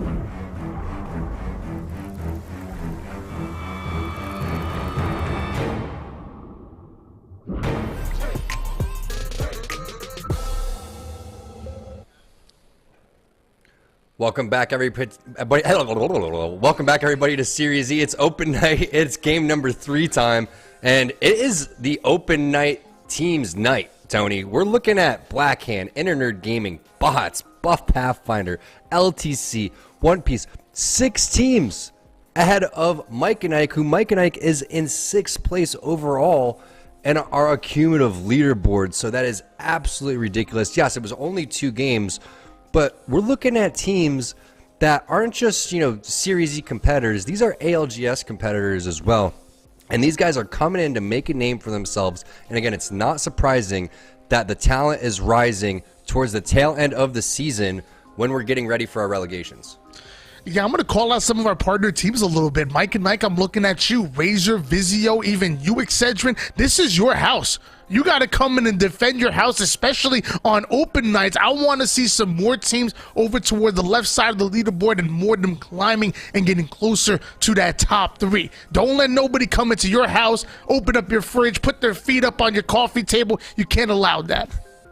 Yeah, not at all. I mean, they're not even taking their shoes off. They're going in and just raiding the fridge, like just leaving the fridge door open. They're not even drinking the full cans of, drinks that they're drinking. They're just leaving half of them. Those type of people. Those are the worst. And then, next thing you know, they're going to be gaming on your setup with greasy hands. So you got to watch out for these guys. You got to watch out. And every time I miss a shot with the wingman, I'm telling you, the greasy hands, they get me. I swear. I've never missed a shot with the wingman unless it's greasy hands or unless I got my boy playing. I swear. Yeah, well, you always have greasy hands. That's the problem. So, but I like to eat. Same. I was actually eating in between the commercials right there. I told you those Tyson chicken commercials, they just get me going. Plus the Mike and Ike commercials too. Plus the music. I mean, the music is on point. Here we are, game number 3, Internet Gaming winners of game number 2. We saw a lot of action, not many 50-50s. One happening over towards the staging side. That's the one we're looking at right now with Phase 1 Esports. These have been a little bit closer. Game 1 was closer with the 50-50. Game 2, they have not really found the armors that they're looking for, but now you're looking at a pretty solid setup here. Wingman R9, this should be great for luck-based killer. It's been a while since we've seen a fight not involving a Mirage right now. It's become the norm so far. It's Phase 1 looking to claim control here in the staging area. Cracks with the R99. So far, they're 0-2 in these engagements. They're looking good. They're getting aggressive, and the wingman is out. Our Valkyrie player trying to find an angle. 41 followed by 45. The first knock is going to go in favor of Phase 1, and they don't look phased by their opposition. It was a huge flank coming in, and it paid off big time. Bots getting eliminated, the 50-50 finally going in favor of Phase 1. Also, you would like to think that it was because of the armor situation, but slept on, they're coming to ruin that right now. They're coming in for the third party. They have not had enough time to heal. Double scout. Boat wasn't messing around, man. He wanted to go for this third party without any loot as well. They should probably get back. And they know that there could be a fourth party, and they just really don't have the resources. Plus, Thermal is such a strong POI that you want to go and pick up the rest of your armors. As you take a look at where the zone is going to go, it's going to pull kind of central over here. Lava Siphon, Harvester. Okay, let's go 50-50 at staging when these 2 POIs are open. I will say, though, I love that thought process by Slepton. You realize there's a 50-50 fight going on in the first 2 games, so that early loot and to get in, obviously if that fight lasted a little bit longer than it was supposed to, we would have seen Slepton really introduce himself and steal away some valuable KP right there. So love the idea of downloading the information of your opponents and using it to adapt. Obviously, the execution didn't work in their favor because that fight didn't last very long. Phase 1 Esports made a statement. Yeah, that's a great point. The discipline to back off from that fight as well is just as good as the actual thought process of going to take the fight itself. But again, without the scout having the scope on it, with having 2 gray armors, you're leaving yourself kind of open to get fourth partied in there, and you don't want to die that early into the game. Now, looking at Blackhand, it seems like they've been contested over towards the Big Mod side. They had both Lava City and Big Mod to themselves. Now they're dealing with FRG over here. And FRG doesn't have the best loot in the world. You could see 2 grays and a blue. So I feel like if they were to notice that on the Blackhand side, they would continue to push that one as we see what FRG is continuing to do. And that's just going to get the loot inside of the Big Mod area. Meanwhile, Tyson looks like they're pushing it onto P1 now. Keep in mind, we still have the team coming from the thermal station area. But it is Tyson with some much needed points over here as they had a pretty poor performance in game number 1 and game number 2. Overall, they're goosing. They're sitting in 19th place with 0 points. Yeah, Tyson really struggling so far in this tournament, but there's still plenty of games left. We're going to see them advance forward. I believe it was Joey Cherished with the Joey Blackout with the purple armor. Joey he used to play Apex. He's in Halo now, but Joey Blackout with the purple armor that's looking to advance forward. Tyson chasing away Phase 1 Esports, who are currently down a man. Now the question becomes is, do you risk it to go out and try to grab that banner, or are you going to play the rest of this game as a duo? Typically the best thing to do would get your Valkyrie to go for that one, but they're going to go inside and pick up some good loot over towards the vault area, but not having your Valkyrie to go and scour dive once you pick that up makes things fairly difficult. And we know Tyson's most likely going to be sitting around the area for the banners. Meanwhile, back on board with FTC and Blackhand Diff with some great shots, going to break the enemy Valkyrie player. There goes the Seer ultimate coming in for both teams. Also the Q onto the roof to find out what the armor situation is. But we talked about this before. If you are able to find what the armors were on the enemy team, you're going to have a great advantage over here. His boat is going to get involved onto Mar. That's one player from Mike and Ike down. Meanwhile, 4C from Team Nerf is going to be knocked by ING. So two partner teams now on the ropes. They're supposed to be teaming together. What are you guys doing? Come on, stop fighting each other. As Slepton surrounded their opposition, looking to create a coordinated collapse on them, but they don't have the high ground they're looking for. Up the stairs they go. Psycho right up the horizon. Q, but ends up being knocked himself. Slepton now going to play this out as a duo. They still have the numbers advantage. They're going to chase away the opponents as they back down quickly, go in for the res, look to stabilize. There's still 19 squads on the map. You got to be careful. Another fight taking place. It's going to be Intel going up against Razor. A lot of explosions coming through over towards that door as FRG gets eliminated. That's going to be Blackhand and Diff Q picking up that kill. That was happening over towards the big mod side, but there's a big flank coming in from the backhand side. That's going to be Steamrollers with the third party, and they're looking fairly healthy. So if they want to continue to fight the other team that Intel was fighting, I believe that was Team Razor, they could go and do that, possibly taking down two partner teams back to back as Young Pup Tart has been coming through styling week after week, and he's looking good with the wingman. Razor looking to stay alive here. The nades are coming, playing it a bit slow as they want to try to break out eventually, moving that Newcastle wall, getting the third might prepare. It's a 3v3, but if you can get that valuable damage, you can open things up. Not getting exactly the angle he was looking for. Box OT ends up being shredded, so Razor going to be forced to back down, play their life. Meanwhile, Nerf might have to do the same. Yeah, Nerf's starting to get aggressive trying to third party, but they didn't realize that team is ready for them. That's the power of the Seer, being able to check your back throughout all of that, as Psycho's going to get the knock on to P1. I believe that was only 2 players left on that team, and he's going to go get the flush onto Zach. So 1 player remaining, unless they were able to get the banner. It looks like they were able to get the flush, but not able to get the banner from luck-based killer. So Roddy Life is going to go on the run inside of the zone. Doesn't have much healing. I mean, he has 3 medkits and 3 syringes, but they are going to get hunted down eventually here by Slepton. And the zone isn't that far here, Tony, so this is an okay thing for Slepton to do. This is originally where they were landing, and they get rewarded with some kill points of their own. Remember, that was a team that was coming to third party over there onto P1, but Tyson came through with the original flank, got the knock, and now Slepton is kind of reaping the benefits of that as we take a look at what LTC is doing. They're set up right next to Team Vizio, so based on where these two teams are setting up, you have a feeling the zone's going to pull over here. Yeah, they're going to peek at each other a little bit with the damage, but for the most part, have a little gentleman's agreement, leave each other alone. They're going to share this real estate here. 2 minutes and 9 seconds on the clock. And we will see round number 2. He'll start to close in. Vizio on screen. You obviously have that Bangalore ultimate. Super speed comes in. Eventually, when the fight comes to them, Bloodhounds should be able to fight themselves off, and you're seeing where that zone is starting to pull a little bit more towards Lava Siphon than you would want to see. And obviously, you have our Mirage team, Inner Nerd Gaming, really thriving because of it. They already have that early positioning. Looks like Nerf has a team on the ropes inside. The EVA 8 coming in for turns. They don't have any nades, though, so they're just going to have to push and use that knockdown shield to get the knock, and they do. Sins goes down, 1 more player remaining. There goes another third party coming in from the side. Turns taking a lot of damage. Corey taking a lot of damage. This is Blackhand with the third party, and they're looking healthy. I love that while Steamroller's Valkyrie ends up running away, he runs right into a third party, just stops, moves like, you know what, I'm done. Puts the controller down and just gives up as there was nowhere they could go. Nerf ended up getting eliminated down to 15 squads. We're back on board with Blackhand having a huge game number 1, only a 3-point game in game 2, so we should see them bounce back here in our final game on World's Edge. This really hasn't been Nerf's night. The way that Blackhand is playing it has been similar to how Nerf has been in the past. They've been the teams coming in with the well-timed third parties. Unfortunately, right now, every time they're finishing a fight, another team is there and adding on the pressure. A majority of that time, if not all the time, it's been our open teams. Meanwhile, Team Razor sitting inside of this choke trying to find some kill points. They have a team on over towards the side, potentially going to push on this squad, but it is someone sign us, and you can see Hundreds is the one with all the fences. Problem is with this spot here, Tony, and this is what the power of the Valkyrie is you know how deadly it is to have to slide down to this hill towards no name. So while you're here, you're looking for kill points, but it gets a little bit complicated because a lot of times there is always another team on the opposite choke. So if you do take a fight, you have to be careful. A lot of times what you're doing is you're looking for a third party or easy kills or weak players coming out of the fragment side.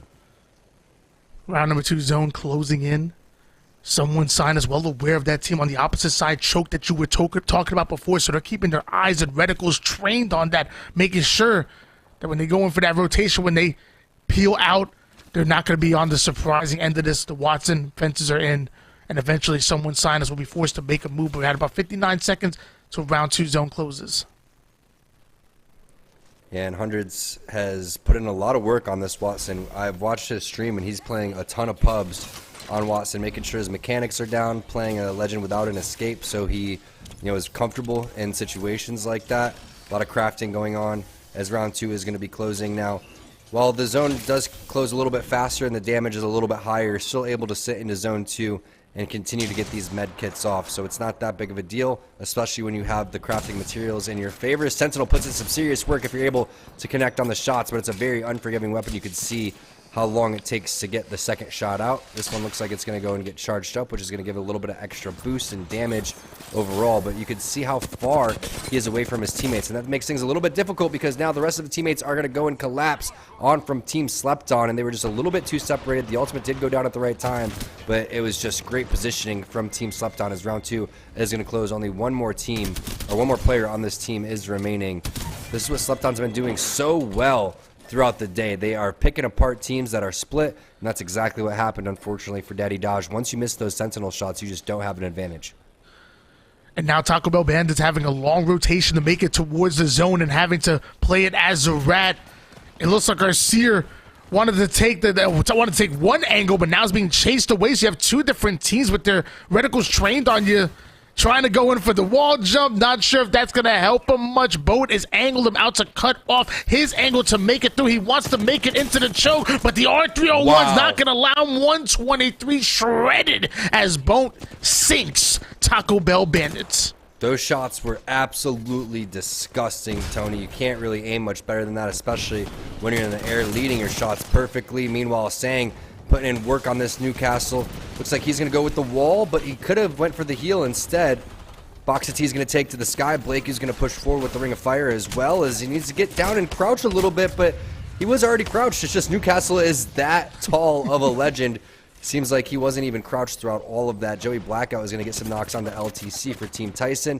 The hunt is down onto Team Razor. The Boxa T is really healthy. The Q comes up in about 7 seconds. One Piece is pushing in for the third party as well. And now you got to be careful because it looks like they are susceptible to the flank, and it is the flank. Hundreds is the first player to go down. What an opportunity here for Team One Piece. They timed this so well. And opportunities are earned, never given. So now you see One Piece is real. Coming at the right time, shredding one team, and looks like they're picking up the pieces onto the second one. This is valuable kill points that you need going to the end game as they're able to eliminate 2 different squads, bringing us down to 11. One Piece is real, going for the treasure. That fight took way too long, but not only that, you just don't expect a team to leave where the gatekeeping opportunity is and go away from the zone. Typically, teams are pushing from the ring into the zone. That was the reverse of what you anticipate for both of these teams. They completely caught them off guard right there. And that was almost one of the best third parties that you could really hope for in terms of timing, in terms of just, playing in an unorthodox style. They get armor upgrades. They pick up 2 different teams, get all of those kill points as well. It really can't get much better than that as we now hop on board with Internet Gaming, winners from game number 2, trying to pop off here in game number 3, sitting in 2nd place. Ladies and gentlemen at home, you're probably seeing Internet Gaming. You're probably thinking to yourself, like, wow, I need to maybe add a Mirage in my composition. They're tied for first place right now, even against the likes of Black Hand. Let me tell you, this is not the norm. You normally don't see Mirages stepping out like you're seeing with Addy of Internet Gaming, but hey, what works for you, and as of right now, it's the widest the composition has been in quite some time, so experiment a little bit. Add a Mirage, maybe add a Fusey to your, maybe, you know what? Bring Lifeline back. Let's see Lifeline back in competitive play. I know Jen Burton's been rocking a lot in Kings Canyon ranks, so maybe we'll see a couple of copycats out there. But Addy has, I think, as we see Phase 1 get eliminated by Team Mike and Ike, I'm pretty sure Addy has 50k plus kills on that Mirage. So it's not just like some random, oh, I accidentally locked Mirage type of composition. This dude is a Mirage fan. I want to see if he can fight with this Mirage, because it looks like it's a 3v3 scenario. Internerd Gaming want to try to make it into that circle, but obviously they have to go through a team, and just seeing that Horizon Ultimate come in, trying to avoid some of the damage. The nades are starting to fly here. Internerd Gaming forced to fight, but looks like Dame going to be the first one to go out. Ends up being isolated and taken down. Mirage going to now Ultimate so they can queue out Slept On. Absolutely claiming space here, and now this room that once was Internerd Gaming's is now Slept On's. You also have Mike and Ike peeking in for the third party.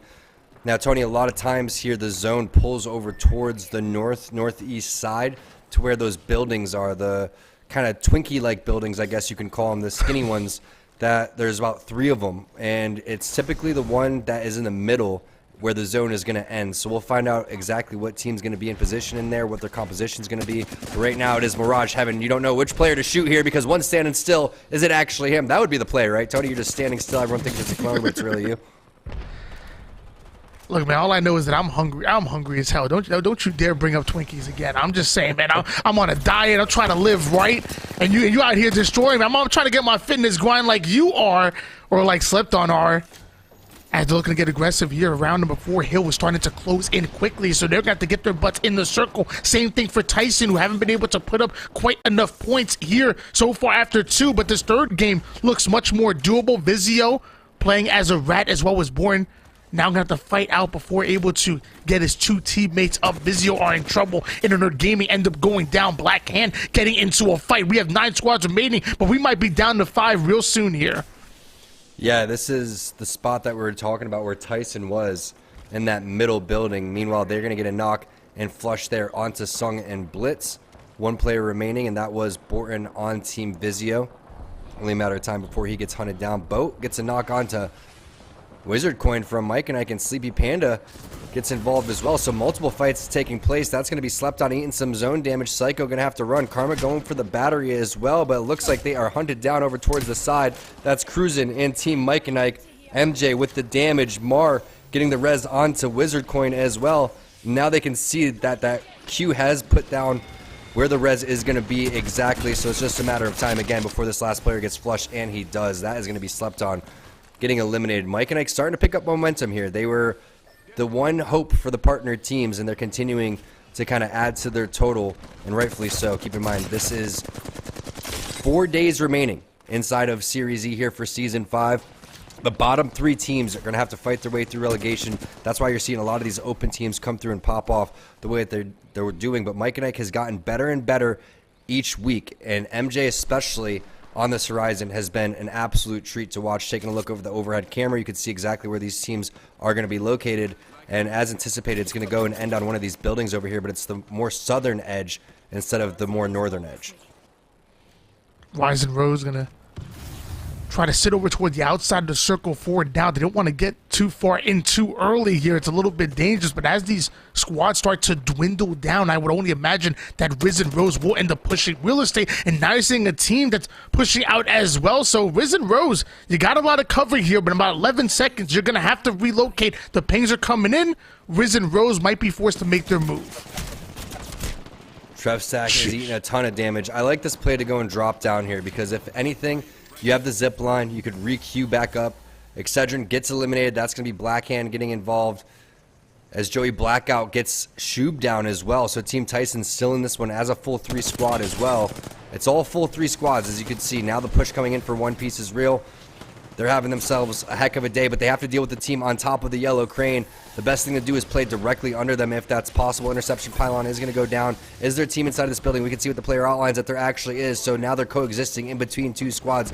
Surprisingly, they're able to live throughout all of this. The missile swarm isn't going to connect because of the interception pylon, but now they are getting triple teamed from all different sides. Intercepting those missiles for coming in, but the shots are still ringing out. Monkey now going to be forced to play a bit of those heals and right back into the action. That's going to be be the knock onto Joey Blackout. That can be huge here for One Piece is real. 55 seconds left in regulation so far in this round. The Peacekeeper so far trying to connect onto Buff Pathfinder, who have to fight their way out as well. So many teams ringing out shots here.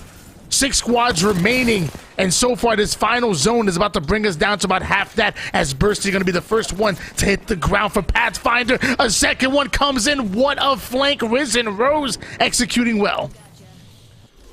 Flux going to come in with the sneaky res behind the box. Tyson was able to get Joey Blackout back into there. Now they're starting to push in for the potential third party. They're going to be able to clean up One Piece is real. Another team still inside the building. Keep in mind the reses were happening on the southern western side. You could see that they are still fairly weak over there as well, as Buff Pathfinder down to one more player. It's going to be Ozzy. He's going for the armor swap. He's not able to find it. Those have already been taken, and that should be them going out. It is Z Davis picking up the kill onto Wi-Fi. Froze Joe picking one up as well. And now we're down to a straight up 3v3v3. Everybody fully loaded here, but not for long if Flux is hitting shots like that. The Arcstar does do minimal damage, but hold on. Both of Ryzen Rose's teammates end up getting shredded down to one shot. Both Plug, Cube, and Trev end up going. Plug to be the first one to hit the black screen here. Flux trying to fend off. It is Tyson that are starting to move forward. Mike and Nike looking to get involved as well. Once those shots come in, the third party does as well. Tyson ends up going down. Mike and Nike are putting the final damage in as the nades are hitting here, and that's going to be it. Mike and Ike are your champions. Mike and Ike did such a good job of keeping all of the action in front of him. Tyson was caught in between both the teams. At one point, you could see them say, hey, you know what? Let's just push this team inside, go for second, try to pick up those extra kill points. But Mike and Ike was that one team that was the saving grace for the partnered squads, one of the teams that's continuing to play better and better week after week. And there is a potential that they could move up above Tyson, and then there's only one more spot to go and move to secure themselves. They still have 3.5 days, or three, I would say, what is that? They have 6, 12, 18. They have 21 games, Tony, to get it done. And the way that they're playing right now, it is possible that they could avoid the relegation as we take a look at some of the highlights. Like you said, Mike and Ike have really been the story. You know, you come in late towards the season. You know, you get gifted a few points to try to contend, but week after week, you make your presence known. You're not tiptoeing into our league. You are stomping and making noise, and every single day to every single week they get better. Mike and Ike currently in 7th place with 14 points, but not after that performance. We should see them shoot up the leaderboard. They were sitting in 7th place with 14 points before that. The next highest behind them in terms of partner teams was Razor and Vizio in 9th and 10th place. Now Mike and Ike is looking like they could potentially skyrocket on that leaderboard, maybe even contest with teams like Internet Gaming and Blackhand, who have already picked up wins. But that wasn't just a win, Tony. That was a big win. They picked up a lot of kill points along the way. Not just a win, but a statement being made by Mike and I saying, don't forget about us. We finish off World's Edge with style as we move over towards Storm Point. Normally you relax on that nice island and what. It looked real comfortable, but I guess they're going to be fighting with 20 squads dropping in. We have 3 more games on Storm Point. That's right. World's Edge is done. We're done for now. We're going to toss this one on over to Yeso, and we're also going to have our halftime break. Yeso, take it away. Thank you, gents. Mike and Ike with a win there in game number 3 as they remain hot after the last couple of weeks, and a perfectly timed late push. They're able to clean everything up. A lot of chaos in that late circle. We didn't even get to see Mike and Ike wiping out Blackhand in 6th place, as there were so many different battles going on in that late circle. But let's take a look at our champion squad here. Mike and Ike can see what they were able to get done in this game. They pick up 12 kills for themselves. MJ leading the way with 6 of his own, along with 6 assists. So that is a 24-point performance there for Mike and Ike. And while Blackhand, we checked in with them at one point. I think they finished with probably 7 or 8 KP in this game, so they picked up some solid points along with that top 6 finish. But Mike and Ike might have jumped ahead of them on that leaderboard. I think it's going to be a very tight race at the top heading into the second half. But at the very least, Blackhand keeping up points on the board, so well played from them. But let's take a look at Mike and Ike and how they cleaned things up here in game number 3 with our one high performance moment here. And it is this last push. We have Risen Rose holding inside of this building, trying to keep Tyson at bay. But with Z Davis going down, Tyson make the decision, hey, we need to try and take this fight right now, but the rotation here from Mike and Ike is perfectly timed. They clean up Tyson with their backs to the squad. Then they get the gravity, the ultimate there from the Horizon in to set up the final kills onto Risen Rose. And this is just pretty easy, honestly, at this point from Mike and Ike. They have full ready evos, all 3 players up. They cleaned up Tyson without them even looking at them, and Risen Rose are already heavily wounded, laying down the black hole there right against the building. It easily sets up Risen Rose to get cleaned up by Mike and Ike, and they take the win there in the end. So well played from Mike and Ike, and I cannot wait to see how things play out through our second half of the day when we head over to Storm Point. Before we go to a break, though, let's talk about PvE. Now, if you have been watching the shows for a little while, maybe you've seen something we're doing new at our Esports Arena locations all around the country. We're giving you a new way to compete. All you have to do, go out to your local esports arena today, purchase some tokens, and you can enter any range of different leaderboards featuring all kinds of games like Fortnite, Apex Legends, Guilty Gear Strive, Super Smash Bros. Ultimate Home Run Derby, Mario Kart, and more. We're always switching things up, keeping things fresh and new week after week. But you enter with the tokens you've purchased, put up your best scores, and you can win. We have thousands of dollars in prizing every single week. All you got to do is put up your best scores and you can win. You can also keep track of all of your scores compared to the rest of the competitors in the country over on our 24/7 YouTube live stream. So make sure to keep tabs on that. Maybe you got to go back in on a weekend and put up a better score to keep that top spot. Maybe you could show your Fortnite skills like our good friend K2 here from IT on the hunt here with the ninja skin. He's kind of tickling there with the shotgun. Is gonna finally finish off that kill there. So well played, K2. You're a Fortnite god, my friend. So if you've got better Fortnite skills than K2, maybe you should go out to an esports arena, compete in PvE today. Make sure to use exclamation point locations in Twitch chat to find an esports arena near you. We're going to go to a quick break right now. When we come back, T Squared and Wine Out, we'll take a look at our new Mobile One leaderboard and get you ready for the second half. Listen up, esports should be for everyone. That's why Esports Arena's launched our own tournament series called Player vs. Everyone, where you get to compete at multiple different titles, multiple different locations, whenever you want. Just watch this and check it out. I believe we have the best Apex Legends PvE player. Oh, I think he's supposed to break in the record. Best Apex Legends player in Scottsdale, Arizona. Whoa, whoa, Tyler, hold up a second. We got someone out here in Salt Lake about to smash the record. What'd I tell you? Salt Lake City every time. PvE has something for everyone. Here in Miami, we absolutely crush it at Mario Kart. Coming to the final part. Oh, there we go. And that's going to be the top score for the day. See if you can beat that on the leaderboard. The day's not over yet, Luke. Here at Esports Arena Cincinnati, we have somebody who's going to beat the Mario Kart record. So close. But the good news is you can always try again. That's PvE in a nutshell. So find your nearest Esports Arena because it could be you atop the leaderboard. See you later.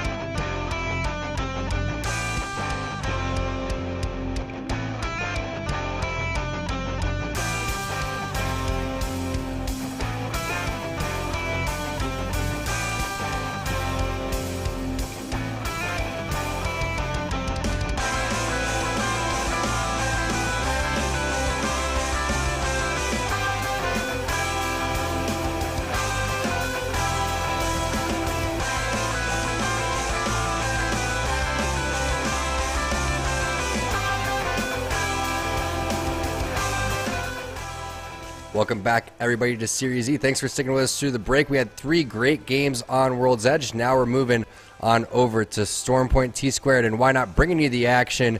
And it has been an absolute banger day so far for the open day. Mike and Ike really making a statement win in game number 3.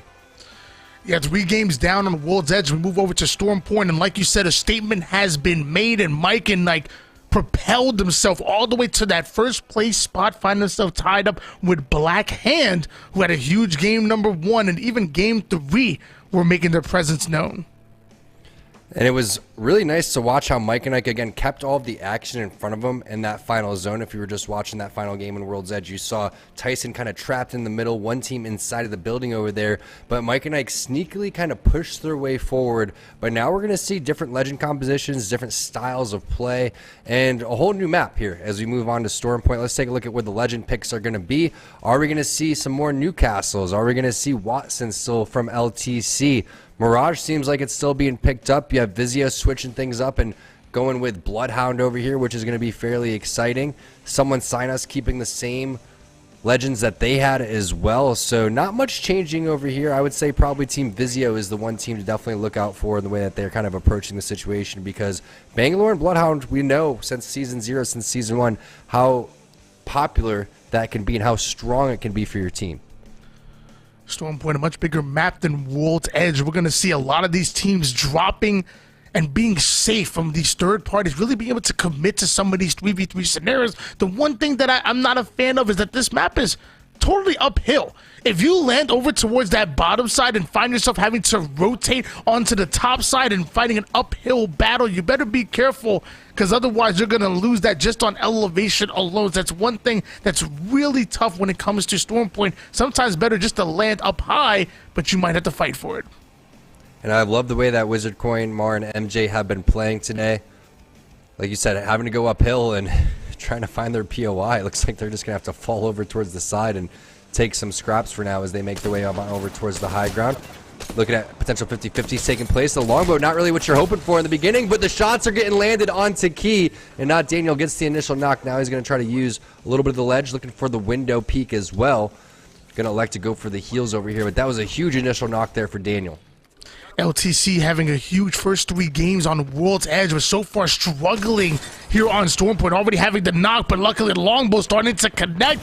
So hold on, we're seeing an angle coming in over towards the inside. We see Daniel being now held out, trying to find an entrance, and it looks like they're able to win that fight. Someone sign us, go down, and we're down to 19 squads. Without those longbow shots, without Daniel connecting, this fight would have been absolutely over. The Newcastle reses would have came through.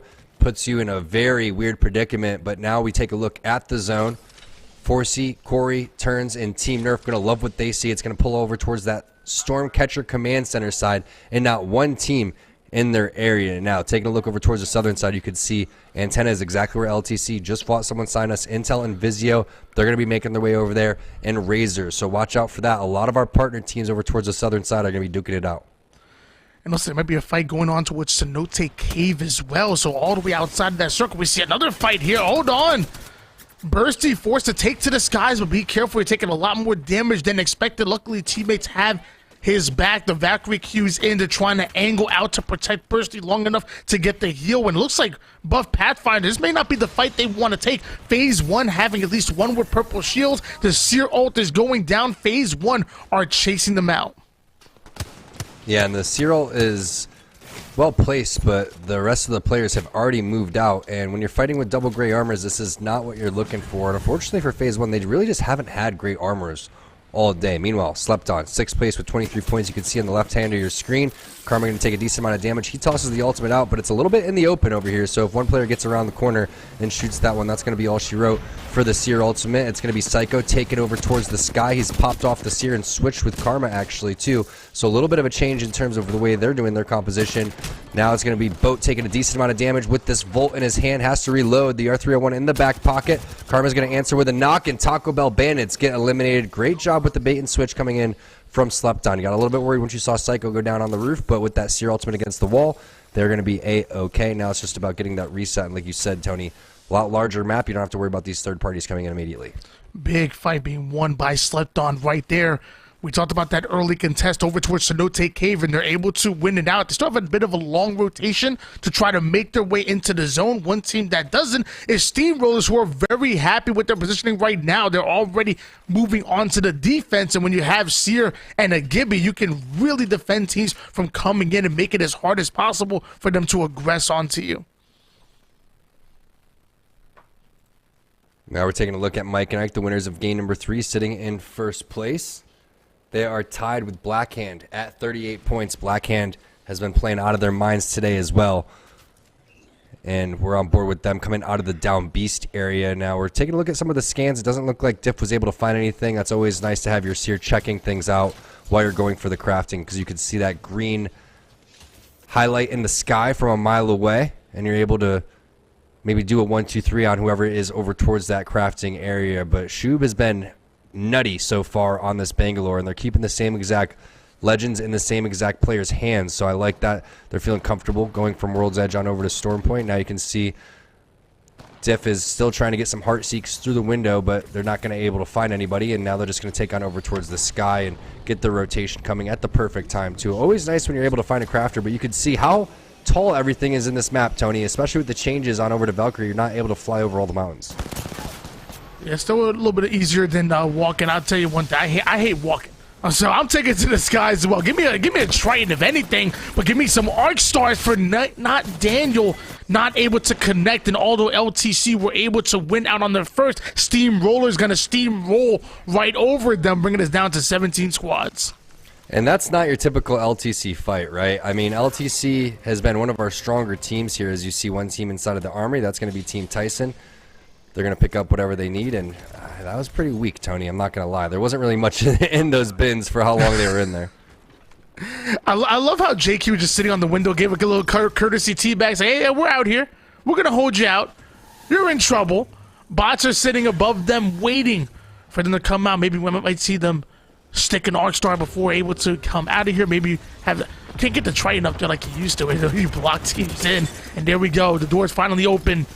Internerd Gaming going to be forced to fight out of it. The Horizon ult comes in. Internerd Gaming sitting up high, just daring the opposition to push up towards them. Yeah, I was a little confused. We switched off of that fight and ended up in another fight over towards the command center side, but this is where the zone's going to be pulling, so I like the idea of hopping out with Internerd Gaming because they've had one heck of a day so far as well. They get the knock in the flush onto Wi-Fi. Dame's going to drop down. They're going to reset and heal.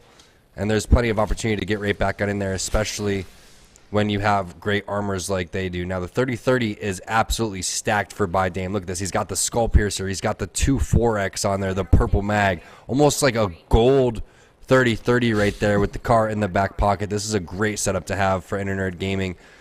The problem is these zip lines are really high, right? And it takes a long time to go up them. So if you go up there, you're going to be very susceptible to getting shot at. Meanwhile, Bursty gets finished off on over towards the side. Now we're taking a look at what Mike and Ike's doing, and they're also in the area. So a lot of teams coexisting over here as the zone continues to pull.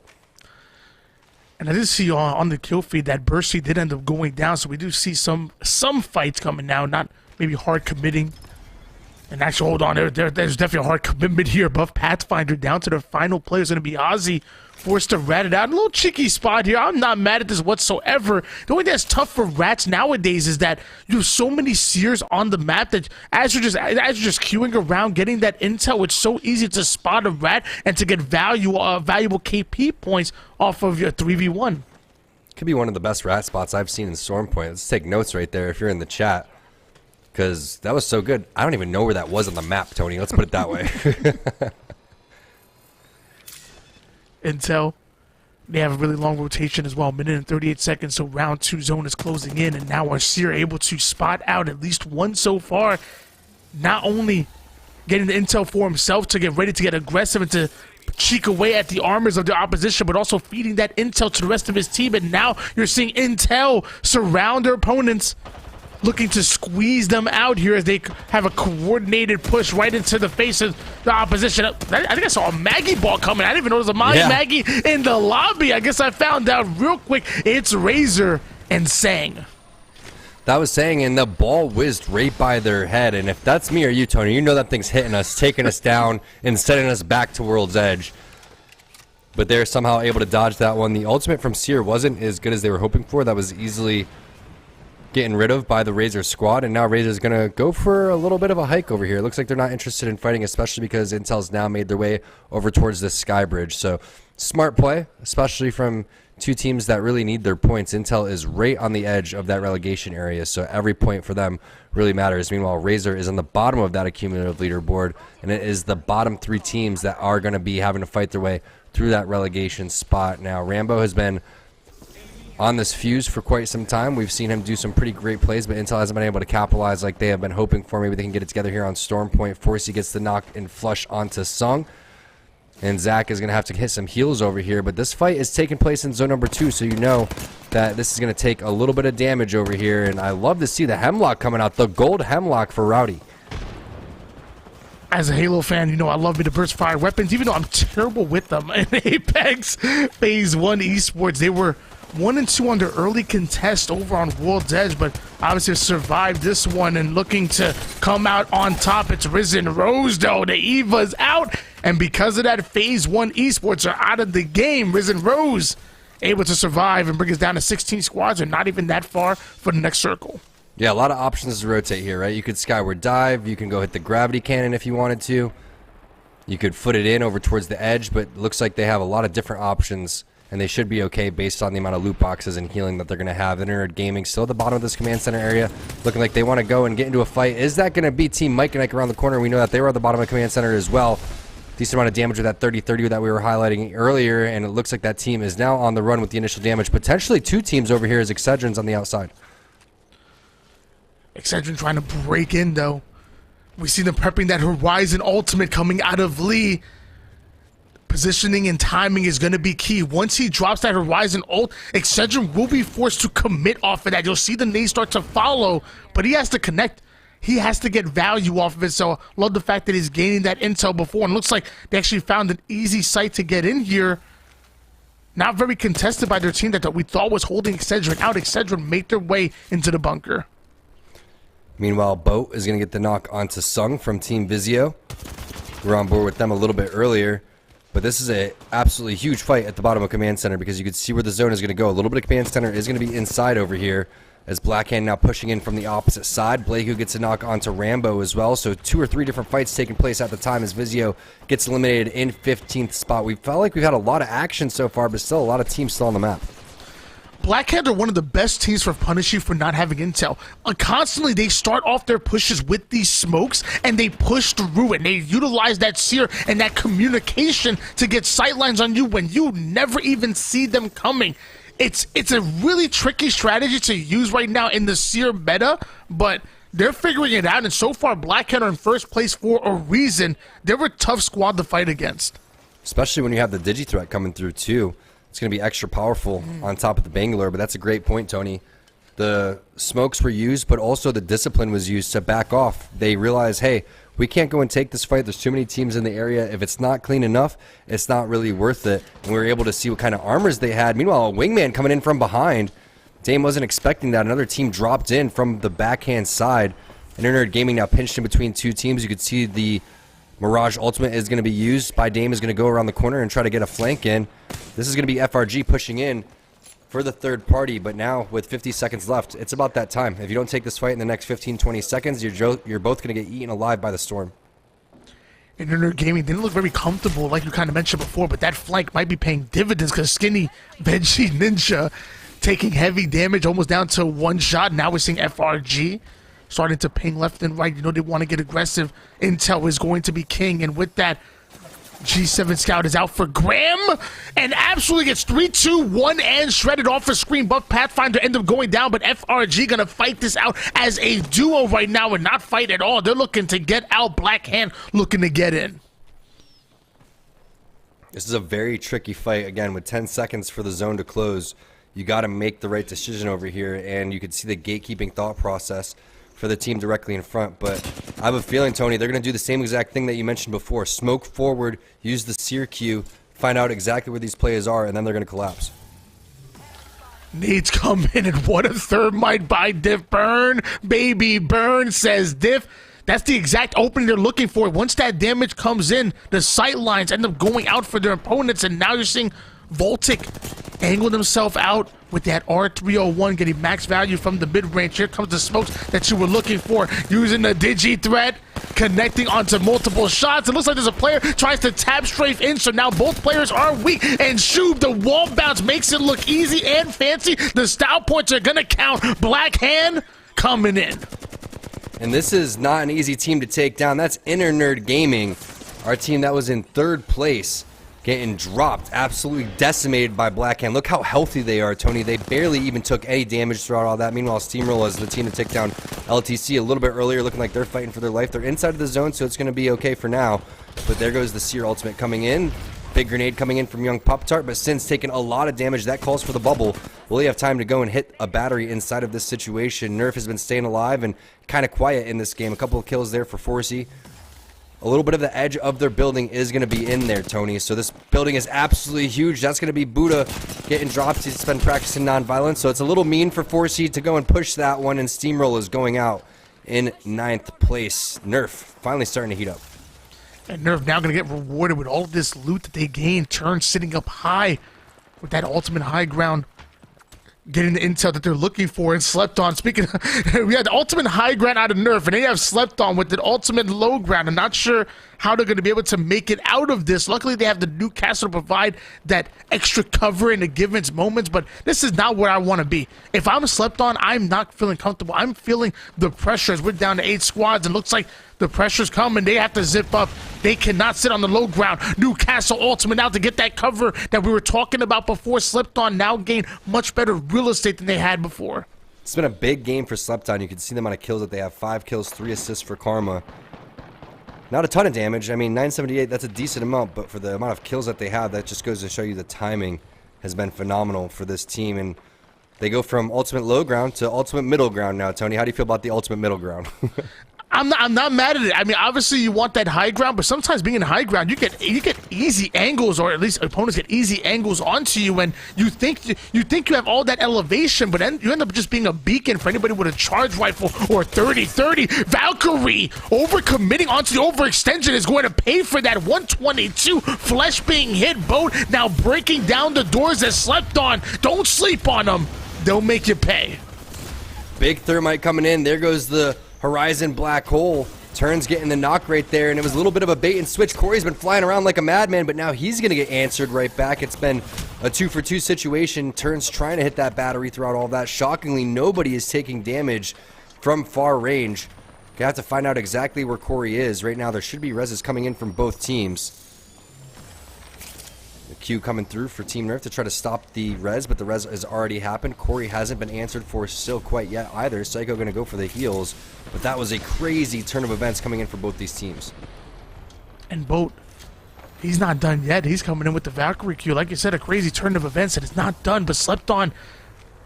This is not a good spot from the zone. Is starting to close in, and Wow. Nerf are going to try to hold them out here. Nerf with that high ground, down a man. FRG off the screen and they're getting eliminated. It looks like they're trying to take the high ground quick. Nerf before it's to put the flatline to work. Love the body shots coming in, but eventually Nerf didn't have the numbers nor the resources to fight that squad. Looks like One Piece is real, losing resource of their own. One ends up going down. They have to quickly go in for the res, otherwise they're going to get pushed. Absolutely insane that they don't go for the res right there on the Corey. Tony, what do you think about that? I mean, the res happened down below on the middle ground for Slept On. Meanwhile, Corey was left for dead by his teammates on the outside of the zone. And I get it. If you go for the res right there, potentially they're going to send it on you. But you know Psycho still has to heal. They're not going to send it until he's full health. Once you realize that they are down a player, why would you not send it onto Team Nerf? I feel like that was a huge mistake coming in from them, a very rare one. And now Karma and the rest of his squad are going to continue to put in work.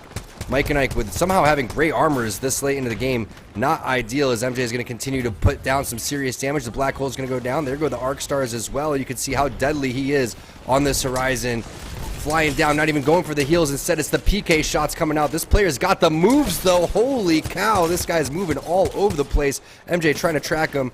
He should be 1 HP, going to go for the punch, and he is able to finish it out onto Risen Rose. Mike and Ike, you can see why MJ has been so valuable for his team.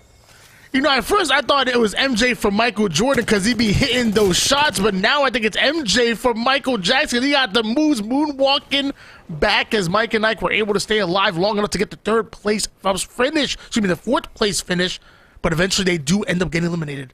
Switching gears over towards Blackhand, currently tied at 38 points for that first place spot. Sitting over towards the edge of the zone. They have quite a bit of coverage to work with. Loving what Blackhand have been putting on for display. And now they're looking to move in for that third party. It's a 3v3v1. And Blackhand are really focused on the team that are fully loaded. Yeah, they also have the presence of mind to shoot through that Newcastle wall. A lot of times people see the Newcastle wall and they say, you know what, this is impenetrable, but enough damage on that one, and that's going to be all she wrote. Sleepy Panda coming in from behind with the knock on a boat. That should be more than enough for Blackhand to go and push through. You can see that they know that it's going to be one rat, so why not continue to go forward over here with Sleepy Panda helping them over towards the side. Very patient play coming in from Diff. If they want to throw the ultimate coming in for Seer, they could. There goes the smokes, and they're going for the play that you talked about, Tony. They're going to infiltrate with the smokes first, use the digi-threat, and then they're going to move their way forward. Slept on going out in second place. Now it's a 3v1. Sleepy Panda somehow, some way securing second place for his team. I believe Sleepy Panda.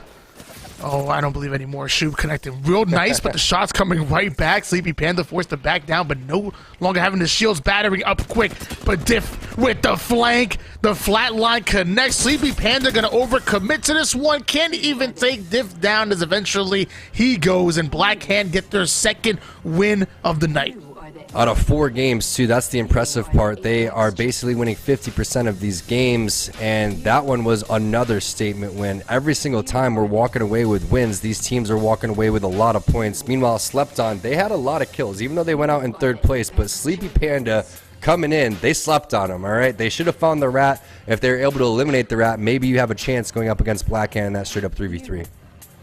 Yeah, I think Slept On really needed those kill points you were talking about before. You know, you're sitting in 6th place, you're 23 points, but, you know, you're not happy with just sitting on the left side of the leaderboard. You're trying to fly up there, so they had to get aggressive. You want to find yourself within that top 3, getting yourself a little bit of cash and also a little bit of bragging rights to go along with it. They really had to up the tempo, and that's exactly what they did. And speaking of up in the tempo, Blackhand, it's really tough when you have a team as fundamentally sound as Blackhand is, just hitting shots left and right, winning all of their engagements. It's like you're playing so perfect, both in the patience, the timing, and executing and hitting your shots when it matters most.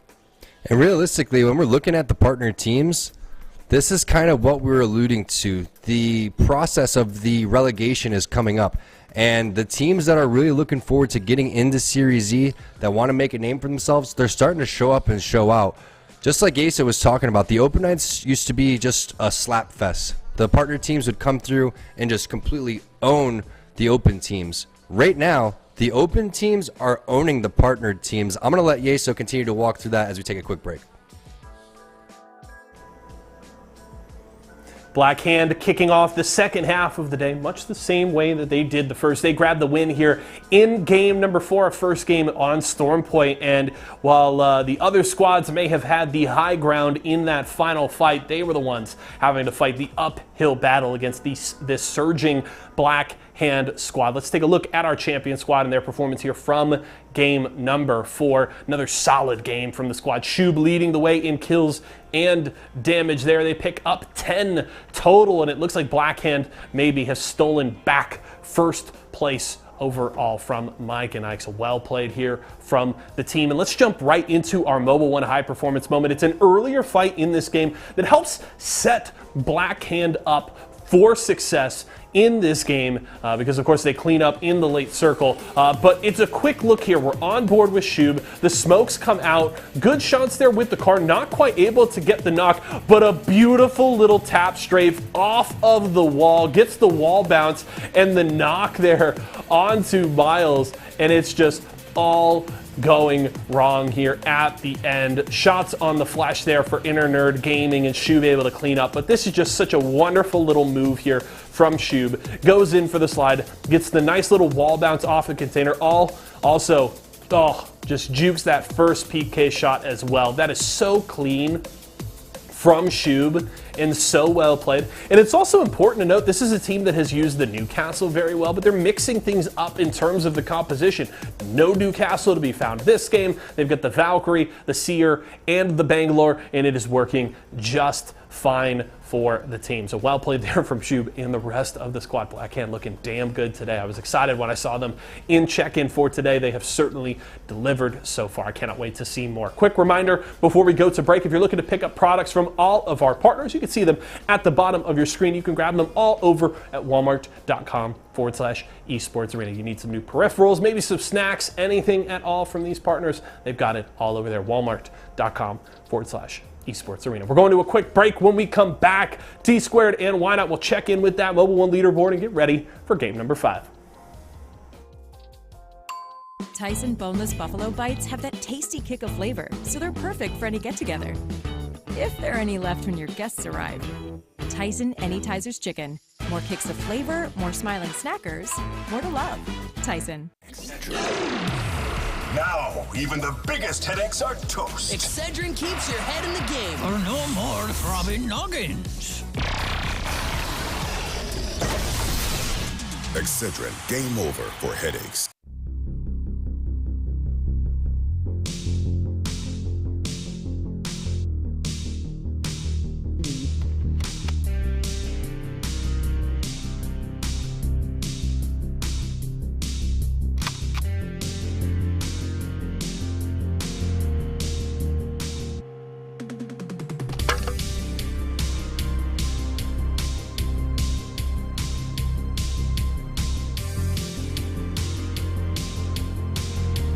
For nothing, baby.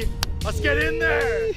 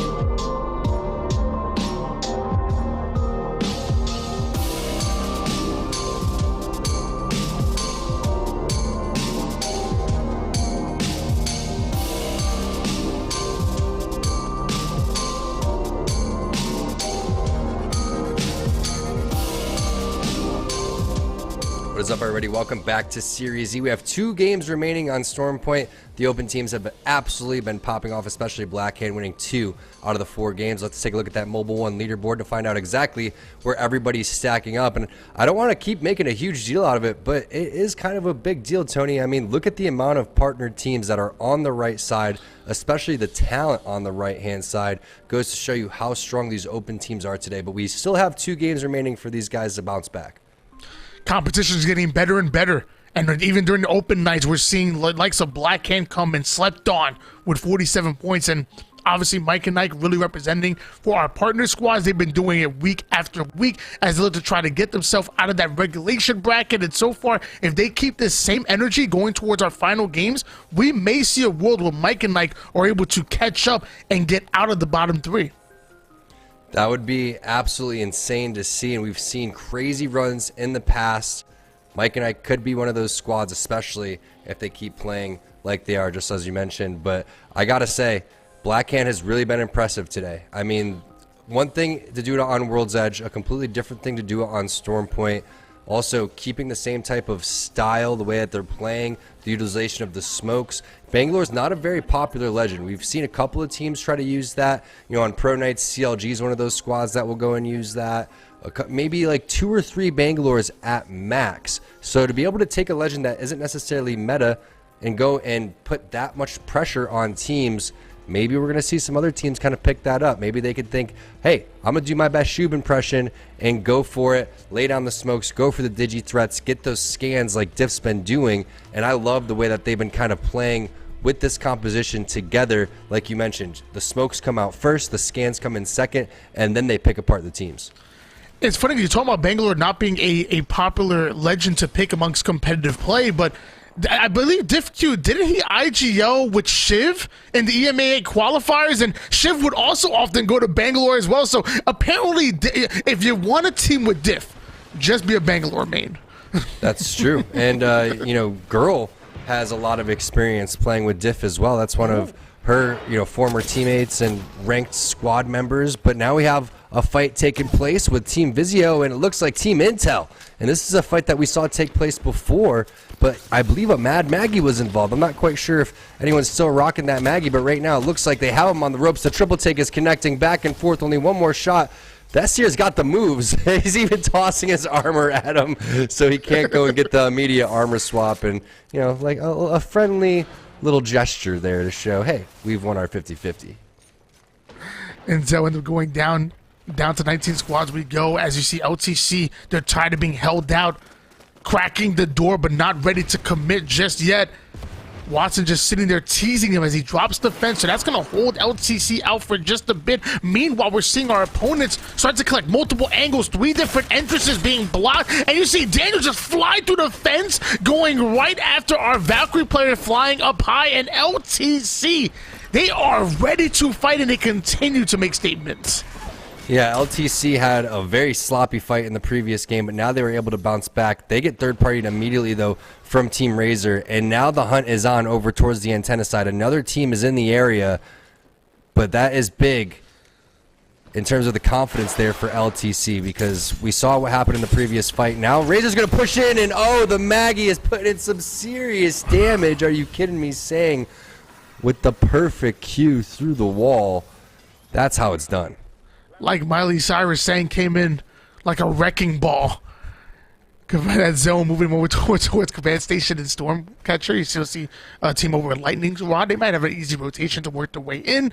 We see teams like Vizio who are just quite out of the circle, but they should be feeling comfortable as of right now, which Team Nerf that find themselves in the best position, but for how long? Eventually, multiple teams are going to try to push them out.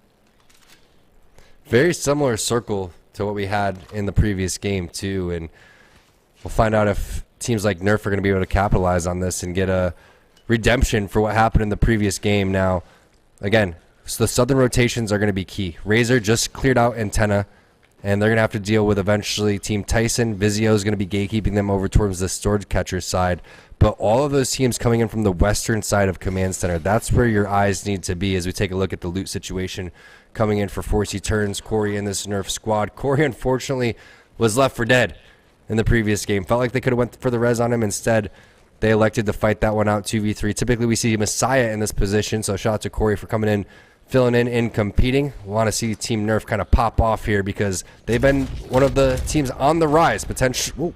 Okay. All right. Interesting. Very interesting. And Nerf are one of the teams, like you said, in 11th place right now. So when you're going with only 2 squads remaining and you know you're desperate for points, you have to up the tempo. You know, break out the Octane and Revenants because you need points and you need them bad. FRG well aware of that. They want to try to climb only 6 points over the course of multiple games. We're going to see if FRG can turn their luck around. 3v3 scenario, the wingman shots hidden just a bit. Relay wants to capitalize on this, so he's going to grind forward. Looks to angle out his opponents, immediately taking height. FRG are ready to fight. Yeah, I love watching Relay play. Very underrated player that we have here, and you can see the shots were looking good with the R301, trying to find the tracking on the Seer. In the air, able to break 2 players back-to-back. Now the hunt should be on. Just a matter of where do these players go, and it looks like they have the information towards the bottom-hand side. They want to avoid the Seer ultimate. Skinny Veggie Ninja takes a lot of damage, though. And now the bots are going to be able to re-heal throughout all of this. JQ is checking around the corner to find out exactly where they have gone and skedaddled to, but all of the high ground has been given up by both teams. They're going to fight on the low ground here. Oh, and JQ thought he had an easy angle in, but ends up catching a couple wingman shots, forced to back down and play a bit of res. Now as that ring starting to close in, these teams are going to be forced to get aggressive. JQ going all the way down to 1 shot. JQ ends up going down courtesy of the Storm.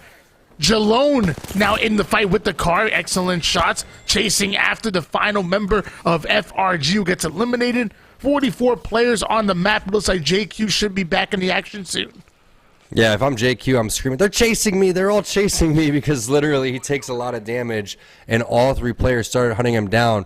But the longer he could stay alive and distract for his team, it allowed for free shots for the rest of his squad members. So even though he did kind of have a little bit of a misplay, as you said, 2 wingman shots, not only that, a little bit of a mishap going through the door could have cost him a little bit more, but he was able to just stay alive as long as possible on the Valkyrie, fly around, get some extra time, buy some extra time for his squad, and they were able to finish that one off. That was a great team fight. The Taco Bell Bandits, they've had some decent fights overall, but they are still sitting on the bottom of that leaderboard. Towards the bottom of that leaderboard is One Piece is Real. Winners of, I think, game number 3, looking like they have the ultimate high ground over here. And hello, I don't think anyone realized that he's up there. No sound cues, maybe because the storm was coming in, but Sleepy Panda couldn't close that one out fast enough. This is going to be Blackhand on the opposite side of things. Charge rifle up close, Tony. I don't know about that. Hey, when in doubt, you don't got a shotgun to work with. You got to make it do. Syringe not able to make it in time. One Piece is Real end up going down alongside Black Hand.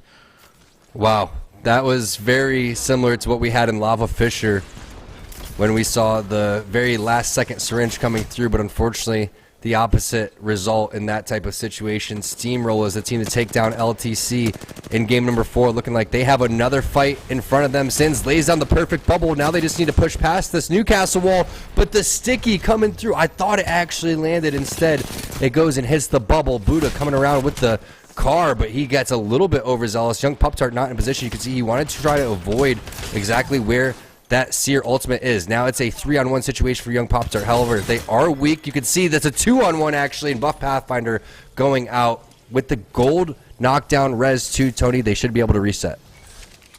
Great plays out of Steamrollers. I was a little bit worried when Young Pup-Tart was angling out over toward the mid-range and his teammate ends up going down, but luckily they're able to recover. They're able to get that wipe. They live to see another engagement. Once again, we're going to take a look at this circle that's pulling so far into Thunderwatch, and it's Team Nerf that are still sitting comfortable. Nobody has been able to push them out of this position just yet, and multiple teams having to fight or take a long rotation to make their way in. Is going to hop on board with Nerf and see how they're able to hold this down. Minute 25 seconds on the clock. Turns, wants to get a turn with the sniper rifle. He knows there's some long range engagement starting to come in. Razor though might be getting into a close range one. Yeah, Sang's been pretty impressive on this Maggie, and you could see the movement from, I don't know what Razor is on right now, but these guys have been practicing map movement all day today or something. They are wall bouncing, sliding all over the place. Something about having a Maggie on your team just instantly feels like your movement gets a little bit better. But right now you have to be worried. If there's a Horizon on this team, everybody's kind of filtered in towards the same place, a well-placed black hole, and they're going to be done for. You could see one coming over towards the other side. There goes the Seer Ultimate coming in for Blakeu. A couple of Arc Stars coming around the corner, but if they can figure out which player is located away from his teammates, they will have a huge advantage. You can see it's that one player on the opposite side of the wall. They could potentially 2v1 this one. Ooh, and not only is the movement on point, but Razor shots are starting to hit. Make sure you get yourself some Razor products soon if you want to be shooting like them. However, a third party coming in is Taco Bell Bandits sitting in last place. Nothing to lose. Going in quickly for the third party. Taco Bell Bandits want to get into the fight. Nerd Gaming end up going down. Taco Bell trying to pick up the pieces here, but that team just ends up taking right to the skies with the zip line. Yeah, it was unfortunate turn of events there for Team Razor because they end up getting the knocks, but they're not able to do it cleanly. They lost out on Sang throughout all of that, and Sang ends up getting flushed, so they will only have 2 players throughout all this. Meanwhile, back on board with another partner team, it's going to be Vizio on the roof trying to find some damage, but there could be 2 teams, either that or this team is extremely split. They're both inside of this Seer Ultimate, so you got to wait for Blitz's scans if you want to have some sort of advantage over here, but getting on over towards the high ground is going to be big. Some Sky Nades coming through, landing onto Borton. As Taco Bell Bandits are going to get eliminated. That's going to be Karma picking up 3 of those kills there, Tony.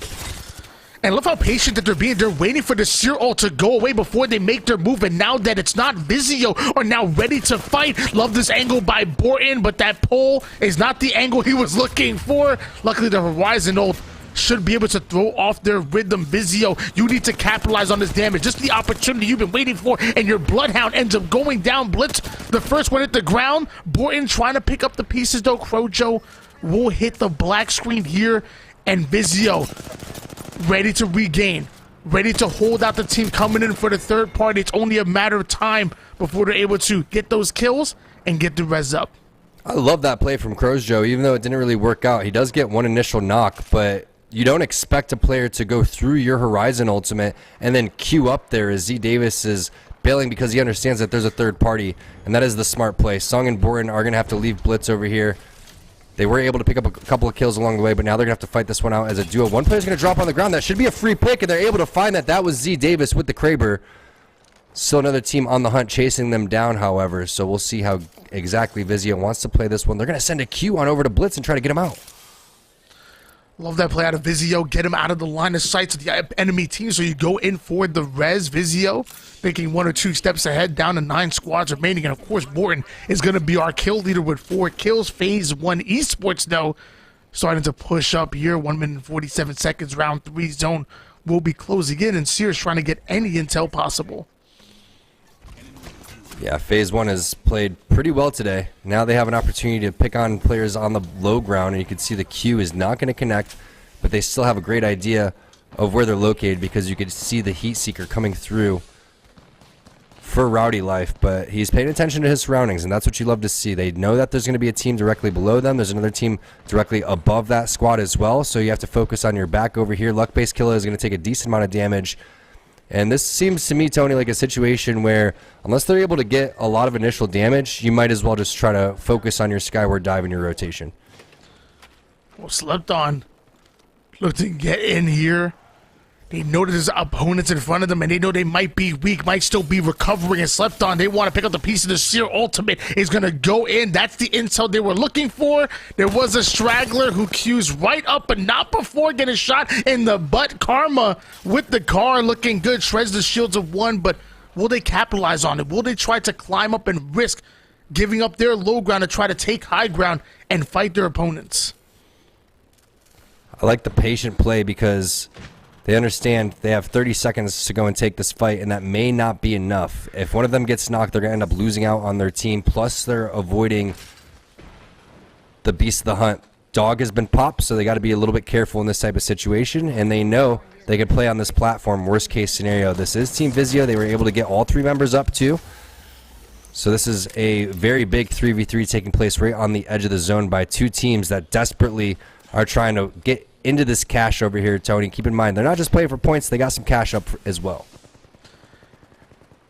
We saw Black Hand make that combining Bangalore over with an Intel Legend so strong, especially here on Stormpoint. Looks like Vizio are going to steal that exact same strategy. Bloodhound, almost as good as Seer, sometimes even better depending on the situation. Vizio starting to grind forward, their opponents taking height once again. So frustrating when when the enemy team is dropping down, cheeking away some of the damage, tagging you up left and right, and in the moment you decide you want to push them, they immediately retreat and go towards the high ground. But Morton still having that Kraber, and Vizio looking to rotate out of it. This is not the fight they want to take. Yeah, Sung's going to end up throwing that barrage down, and I think that was to buy some time over towards the side, but Excedrin's on top of them. Multiple teams are looking to try to pick them apart as they're making the rotation forward, and the G7 Scout with the 2-4X is so deadly in these situations. Forsey from Team Nerf is going to get involved with the flat line. You can see Sung is going with the battery over towards the bottom side, but that's twice now. Blitz has been on the ropes, and this time he actually gets flushed out. No Horizon Q to save him this time, but they have found what we've been calling the ultimate low ground, Tony, and we know that's not really the spot to be. It's going to be tough. I mean, especially playing it out as a duo, because like you said, you have your Bloodhound that ends up being thirsted out, so maybe you recover the banner, but at this point, there's no beacon for you to come. Maybe a Moby, but it's going to be tough. You're playing this game the rest of this game most likely as a duo. Meanwhile, Nerf, who have literally been sitting in Thunderwatch this entire time, nobody's been able to push them out. They've had the ultimate opportunity to sit here and just defend this area, setting themselves up for the late game. Now we're seeing teams start to advance forward. Bots might be able to create an angle on them. You have that team in the ultimate low ground, like you said, that could climb up as well. Finally, Nerf might get contested for this real estate. Yeah, the bots are a team to watch out for, and again, it's surprising to go and look at the way that this leaderboard has gone on. Big shot there with the Kraber coming in from Borton. Doesn't want to use his final battery over here. Only 4 shots. This is the Kraber that they picked off of Team Tyson. Z Davis had this one originally on that Seer. But now, again, without Blitz here, this is a very difficult situation. I mean, a lot of these squads are full. They're going to know that you're a duo once they hit you with this Seer Q. Really, the only thing that's going to save you is a potential smoke out, right? You have Sung who can, play a lot of these little pillars down below, and they can cut off a lot of these angles with the smokes. And I like that they're kind of staying a little bit split here, Tony. You watch your back, I watch my back type stuff. We've got a little rush hour type of thing going on. Yeah, Vizio, they got to try something, and the information is coming in. They know where the pressure's coming from, and Vizio don't feel comfortable, so they're going to relocate just a little bit to try to catch an angle on the team that's late rotating in towards the zone. Round 4 zone starting to close in here. And Vizio, how much can you do? They had that mobile respawn that we were talking about before, but they were never able to get the banner, so instead that's going to be used as cover for now. Yeah, that banner was a little bit too risky, especially when you have teams like this. Risen Rose just waiting to pop onto teams as they land. Razor also playing this out as a duo. You could see Blakeu and Boxa T trying to find some safe haven inside of this building. Scans happening all over the place, and it looks like they are able to take the middle ground over here. So the Prowler and the Scout, an interesting combination. The Prowler is still a very underrated weapon. It can put in some serious work with a fast TTK, but Nerf has been playing the ultimate high for quite some time. You can see when the next zone moves, they are still going to be in here too, but what a slow game here. I mean, we've had a lot of action here and there, but 9 squads here in zone number 5.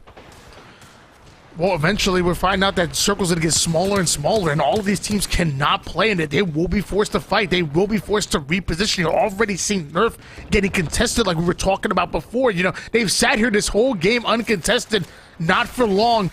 Now it's their job to hold teams out. It's their job to grief. You have this high ground for a reason. You have all of the sight lines that you want to see on your opposition, and hopefully there's teams that help you, but 69?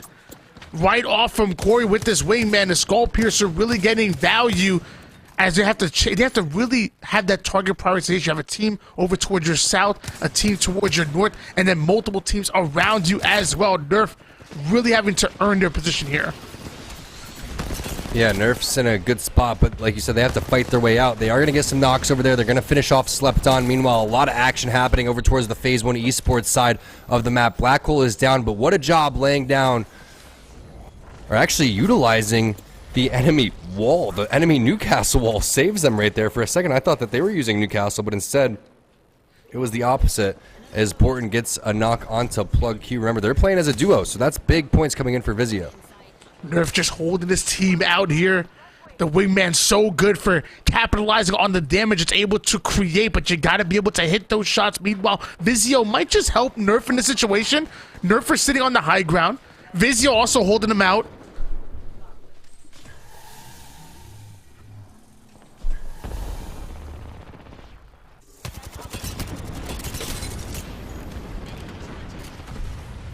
Steamroller's looking to introduce himself as well. The Syracuse coming in, but so are the Nade Steamrollers. Starting to get aggressive. Our Gibby loses all of their shields, and Young Pup gonna end up going down. This is gonna be bad for Steamrollers. They've caught themselves in a fight that they are simply not ready to take right now. You're gonna have to bang out, get your smokes in. Razor as a duo are looking to third party as well. We saw 9 squads earlier going in, and now Razor having to fight. We're down to 6, make it 5 as Steamrollers end up getting eliminated. It's just not been Nerf's day. Nerf gets eliminated. Steamrollers gets eliminated. Nerf has held this spot the entire time. Somehow, some way, a team sends it on him, and that's what's crazy about the Horizon meta, right? Before, you have to worry about like Pathfinder zip lines, but you could hear those. A lot of times, these Horizon grav lifts, they come out of nowhere. They can be silent, and next thing you know, an entire 3-man squad is pushing onto your roof, just like the bots have. Nerf going to have to bounce back in that final game, but now we're down to our final squads here. It looks like we still have Vizio as a duo on the opposite side. They've lived throughout so many different situations, but Tony, you have a lot of ground to make up. Fortunately for them, they still have Sung and these smokes, so it's just a matter of where do you want to place both of these smokes so you could try to make your way into the zone when the zone closes. Vizio were able to reposition. It's what's necessary. Excedrin also playing as a duo. They're looking to fight their way in as well, but a much more favorable position out of Excedrin than Vizio found themselves all the way toward the outside and barely in the circle. Now it's Vizio's time to try to enter. They see that Seer ultimate that's went down, so the last thing they want to do is give off that information that you're a duo. You know, you don't want people to know that you're a man down, so they have to wait for that Seer ultimate to kind of dissipate before they're able to push in. They got to try to work around it, and finally it ends up going in. Bots are sitting in the same position that Nerf were holding on for so long. The circle starting to close. This is going to be the final one. Just 4 squads remaining. Soon will be down to 1. Yeah, that's a great point, and eventually they may want to think about dropping down and taking some of this cover over here. That's exactly what they do. They go right on to the ledge. Maybe a little bit early to drop into this 3v3, but they're going to go for it anyway. The R301 wasn't reloaded. Doesn't matter. Phase 1 Esports going out in 4th place. Vizio still alive as a duo on the opposite side. I believe Excedrin is as well. So can one of our partner teams, just as a 2-man, win this one? You know that this team's weak on the opposite side. Vizio, we've been on board with them so much this game on the ultimate low ground. They moved away from the buildings to the outside, and now they're in perfect position with these two teams staggered on top of each other. It's a 2v3 that we're looking at here. Vizio dropping the smokes, utilizing that digi threat that we were talking about before. Don't have the Bloodhound to give you the easy intel, but that digi threat is absolutely deadly, taking some damage. Is Sung forced to back down just a bit? The micro drones will give off the intel that they're just a duo. This is their time to push, and bots as a trio want to get aggressive. Look at the shots with the R301 landing right in for the car as Vizio get eliminated. So will do the next opponents. Bots looking like all-stars. Bots with the perfect play right there, Tony. You thought maybe they were going to drop down and fight the team directly below them. Instead, they focus Vizio on the opposite side. The Q comes down. The perfect shots over the smoke even. Was it through the smoke? Was it over it? I have no idea, but he was connecting on every single one of those shots in the air. Not only that, they're able to focus 2 teams at once. Fortunately for them, both those teams were duos, but that was not easy to do. The execution was flawless there from bots. And this was starting to become a 3-team race between Blackhand, Slept-On, and Mike and Ike. And obviously those 3 teams not having the best performance, at least the performance you want to see going to your final games here. Bots might have done enough to really propel themselves, at least put themselves in a conversation of getting some money today, because to my knowledge, we're only paying out 2 or 3 spots, and Bots found themselves in top 6 on the outside looking in. Yeah, Bots is going to boost their real estate. They should move into the top 5, maybe even the top 3. Like you said, Mike and Ike has been having themselves a day. They've picked up almost 50 points. They got eliminated early by LTC, and then LTC eliminated with a very early third party, unfortunately for them. but we saw great plays. I mean, it was a very kind of fast-paced beginning. It's really slowed down in the middle. In zone number 5, we had 9 different teams, 2 duos duking it out, trying to stay alive. At one point, you thought maybe Vizio can actually do this one.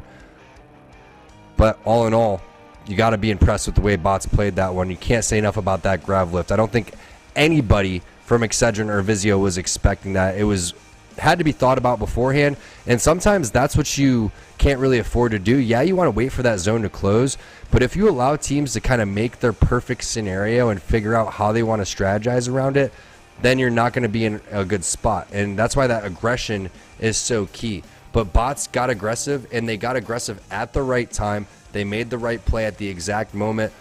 You couldn't really predict what was going to happen right there. Like, you're looking at it and you're saying, okay, Vizio's probably got this in the bag. They're on the outside, but there were some amazing missile swarms that landed some serious damage onto the Bangalore there. And the opportunity to take on over towards the high ground was absolutely crucial. One more game remaining. It's been a lot of our open teams coming through and playing really well, but Vizio's starting to bounce back, Excedrin bouncing back, and we know what Mike and Ike's been doing. Let's toss this one to Yeso and get his thoughts. Very important point you make there, Tom, about timing, and the timing could not have been more perfect here from bots. They've been in the mix throughout tonight. You go back to game number 1 and they were in that top 3, but they haven't been able to quite get over the hump, but they do here, and the timing is so perfect because Blackhand go out so early. They and One Piece is real take each other out there in the early game, and that all of a sudden opens the door for everybody else to try and make a big move on that leaderboard, shake up the standings, and the bots do just that. Let's take a look at their performance here in this game. They pick up 13 kills. That's a hell of a showing here from the squad. A 25-point game. Stomps leading the way. Not to my surprise, been a big Stomps fan for a very long time. He picks up 1,600 damage.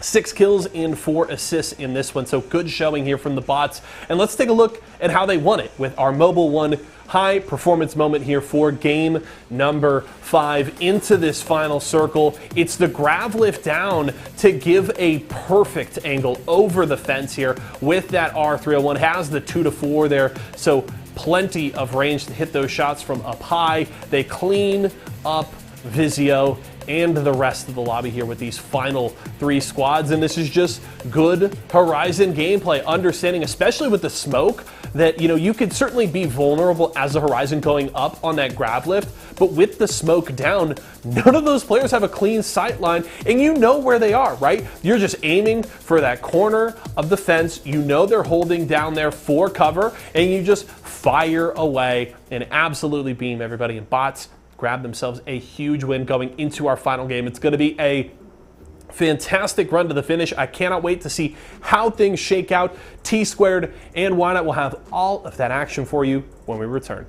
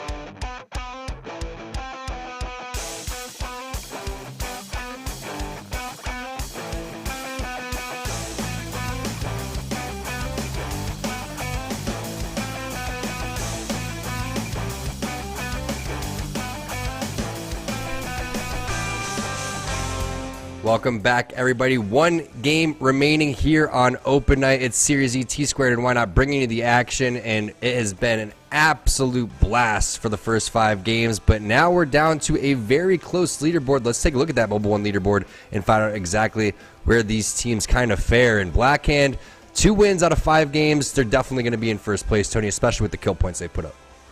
Yeah, despite only having a 2-point game in that game number 5, they still hold themselves in that first place spot in a double-digit lead over Slepton, who had a much better game than them going into that game number 2. Bots found a way to fly up the leaderboard into 3rd place and into that conversation of getting themselves some money. Meanwhile, Mike and Ike not able to get a single point that game. Some valuable points needed not only in this tournament, but also in the cumulative leaderboard as well. Yeah, no doubt about it. And the way that they were able to kind of execute on this Bangalore, it's kind of been the legend of the day, realistically. We've seen some great utilization of the smokes. You know, the barrages haven't even been the great part about Bangalore. What's crazy is it's only like one part of her kit that's really shining. So imagine if she was ever to get any type of buffs or anything along those lines. Remember in Season 0 how strong Bangalore was with the 45% movement buff on that double time instead of, I think it's like 30 or 35% now. That extra 10% just had her absolutely zooming around the map. But on the other side, you look at some of the partner teams, Intel not having the best day. Tyson, it's been rough for them. Nerf with the high ground has been surprising. Plus our number 1 team, Excedrin, in 12th place. And again, got to reiterate how tough these lobbies are getting for our partner teams. It's not easy. Let's take a look at the accumulative leaderboard while everyone's kind of loading in the lobby, so we could set the pace for what's going to happen for our final game. Not only that, but 3 days after tonight are all that remains. And from what we're hearing, it's the bottom 3 teams that are going to be relegated. Tony, do you think Tyson, Mike, and Ike or Razor can make their way up and take over Team Intel or Vizio's spot? I think it's certainly possible, especially the way Mike and Ike are playing. Like, I'm a real believer. I think they keep putting that same energy. You know, you're obviously sitting behind Intel by quite a bit, but Intel's not having the best performance today. They're looking weak, so it looks like the opportunity for you to catch up. So you keep putting in, 60, 70 point bombs, and maybe you put yourself in position to get into the top 4. Is it going to be easy? Absolutely not. But opportunity is earned. It's never given. So right now they're 36 points up on Intel today. Now if they can maybe get that to 40, and if you can keep combining that overall, they would mathematically take over Intel if they play how they are today for the rest of the way. And Intel doesn't play up to their type of standard. What's crazy is when you watch Intel play, they're not making major mistakes. I feel like they're playing pretty good. It's the other teams are just taking advantage of certain mistakes that are happening, and they're kind of just playing it in a different way, right? It's like the third parties are really, really well timed, and that's something that Nerf was doing extremely well before, and they haven't been able to get those third parties. Even then, in that final game, in game number 5, that final moment, they weren't able to hold the roof as long as they should have. But it looks like we have a quick break. When we get back, we're going to have that final game for you.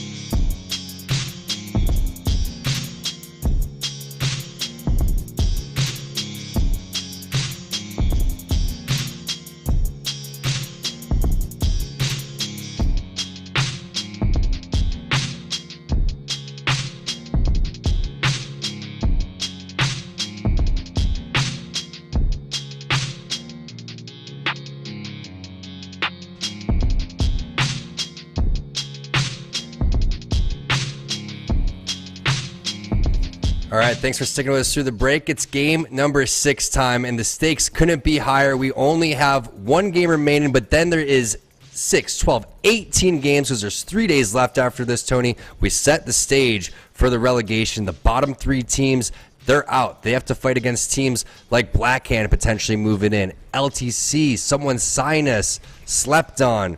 These squads are looking serious, and it has definitely been an absolute blast to watch the competition rise. Players in the dropship. Tony, I want to get your predictions. What's going to happen here? Well, let's get some doll hairs on it. I'll bet you 1 doll hair. Okay.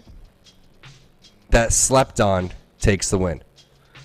Well, I bet you 2 doll hairs that I'll give you the whole storyline. The lobby's gonna play fast. Going into round number 2, we're gonna be down to like what, 15, 14 squads going into the close of round 2. The lobby's gonna play really fast. Everybody that's in the bottom half of the leaderboard playing for nothing to lose, they're gonna get really aggressive and try to get as many kill points as possible. And some might end up throwing their game because again, nothing to lose. Going into that mid game, it's gonna slow down, and in the end game, it's gonna be Black Hand that end up on top with their 3rd win of the night. It's hundreds and locks going down immediately. Key coming through. This is someone sign us against LTC. Remember, the 3rd and 4th parties came in immediately after this. Daniel is sending it. The movement is looking smooth, and that is someone sign us going down. Is anyone else in the vicinity to try to drop him, though, as Void has been knocked onto the ground. Back on board with Team Mike and Ike. They have been popping off. Remember, they're trying to catch up to Team Intel. And, Tony, we really think that there is a heavy possibility, especially based on the math that we were just breaking down right before we sent it on over to a break. MJ has to be one of my MVPs for the entire season. I know they are in 6th place, but just watching this guy play and playing against him in matchmaking, he is absolutely something special the way he plays us Horizon. The man's a real deal. You know, him and Wizard Coin have really impressed me with the amount of aggression that they play with. Because it's not just enough to be able to win your gunfights, but to move with confidence is exactly what Mike and Ike really specialize in doing. And you're seeing MJ 2x on the R99. I don't know how he does that. I fire one shot and my R99 will flip backwards. Like the PK animation, Tony just starts shooting himself with the R99. For real. Gets absolutely lost. Now, the 2x is something that Nock made really, really popular. It's not, as good as, say, the R301 in there, but I remember, early games of Team ESA, that was one of his go-tos, and you're not really looking to do that like long range with the 2x, Tony. It's more of like that, like almost like an R301 with the 3x, right? If you get in that like kind of medium to close range, you're going to be able to lay down those shots. But keep in mind, MJ is playing on M&K, and the recoil that you get is completely different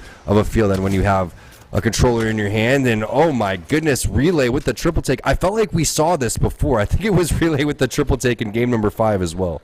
Yeah, we saw Relay like kind of turn the triple take almost as a shotgun from close range, but now we're seeing with the 2x hit from long range as FRG look to get aggressive, and it looks like they're not going to chase down LTC. Instead, they're going to be happy with their 1 kill, loot up just a little bit more. LTC now forced to back down, and they have some hard choices to make here. Do you try to go back, do you try to wrap around and get that banner, or are you playing for the end game? Yeah, I feel like LTC is going to wrap back around and try to get that one, but I'm not quite sure why Daniel was so out of position. LTC is usually a team that's always kind of rolling shoulder to shoulder. MJ taken to the sky, fighting the entire lobby by himself with that Spitfire chopper going in the background. Has a little bit of that grav lift to fly back into the air, but instead he's going to go and hit the battery. Takes a little bit of health meds, so he's going to have to heal that one up as well, as Mar is healing inside of the building. But here comes the peak. They have a great opportunity to use the head glitch where the boxes are, but this is One Piece is Real, another team that's been playing absolutely phenomenal. But MJ sliding in with that Spitfire, and he has a lot of bullets with that mag that he has in there. Now it's a 2 versus 3 opportunity coming in for Team Mike and Ike as FRG gets eliminated in your kill feed. Watson holding on to the high ground. Skynade goes in. He's expecting the push to come up to the flight, but looks like Horizon Q ends up being a bit of a bluff. It's a 2v3. Mike and Ike now finally taking it right when they look away. The timing on that as Wizard Coin now going to chase away the opposition, trying to find an angle. The Watson fence will be a nuisance, but for how long? Says the Spitfire as they absolutely obliterate One Piece is Real. Yeah, the Spitfire with the purple mag. 55 bullets I think that thing has once it's fully reloaded. Absolutely ridiculous, especially in Horizon's hand. Remember, Horizon and the Spitfire were kind of that duo that was so deadly. He's going to switch that on over for the R301. But there was a time where it was kind of like, oh, you're a controller crutch. Oh, you're a Horizon crutch. Oh, you're a Horizon Spitfire controller crutch. Well, you could see why. MJ putting that thing to absolute work.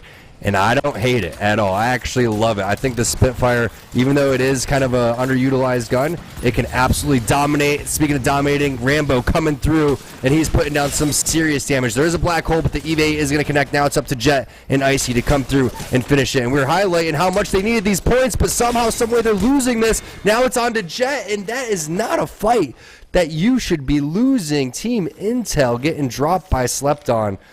And Slept On could be coming for your spot after that one. Yeah, I'm sorry. There's no way you get so much value out of those fuse grenades. You know, the thermite after thermite, you saw them burning. They had all the advantages in that fight. You got to win those. I'm sorry. You have to win those. Especially under the circumstances. You know, I'm rooting for all of our teams here, no doubt about it. But it's a 2 versus 3. Great fight there. I mean, you saw some great head glitches being taken. Maybe got a little bit over-aggressive. You're not going to win every single fight, but there was so much damage, like you said, Tony, that was initially done. Something needs to happen. I mean, they kind of went in one by one. You're going up against a really great team, but you just need to win those under the circumstances. That's all I'm going to say. Team Intel, unfortunately, going out in 17th place. We'll see how they can bounce back tomorrow in our pro night. I think there's plenty of opportunity for them to reevaluate things that happened and come back twice as strong as they did today, and they're going to need to. Meanwhile, Bursty is going to get dropped. This is Wi-Fi coming right back.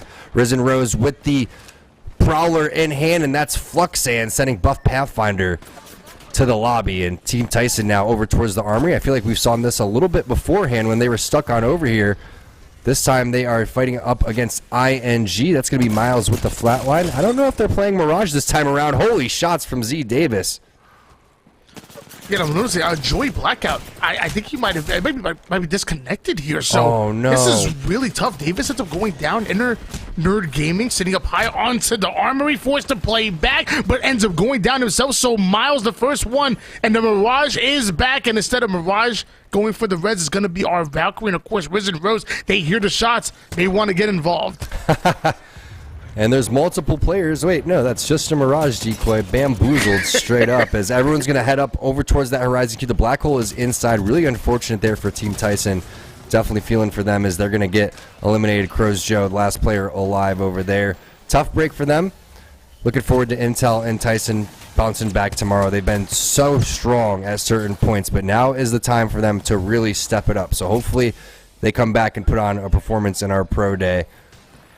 Risen Rose, though, in 7th place with 31 points, looking like they do have good eyes on the players inside over here as the Seer Ultimate is put down by Plugged Cube, and it's just a matter of time before we start getting some more bamboozles coming out of here. Everyone's staying crouched, trying to avoid the radar from the Seer Ultimate, waiting for this one to go away, and then once it does, they're going to pounce.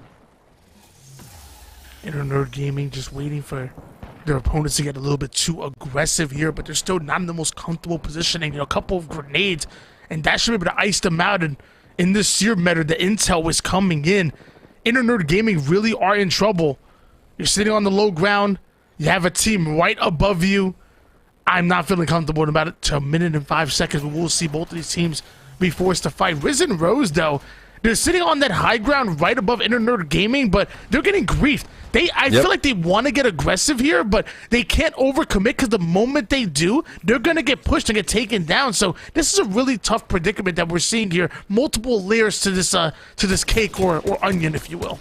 Yeah, and they got the right idea by staying inside too, right? Because they know that the team is going to shoot the players off the high ground, and they're going to eventually have to fall. And when that happens, there could be some free KP on the ground for them. They're going to be safe inside as long as possible. I mean, the zone is going to move here in 28 seconds, and that's when they're going to have to make their move. But they have the right idea, right? Phase 1 Esports is basically helping them survive inside, and there's a 4th team in the backhand side. So, Tony, you hit it right on the head. There is going to be multiple teams that flush into that armory area.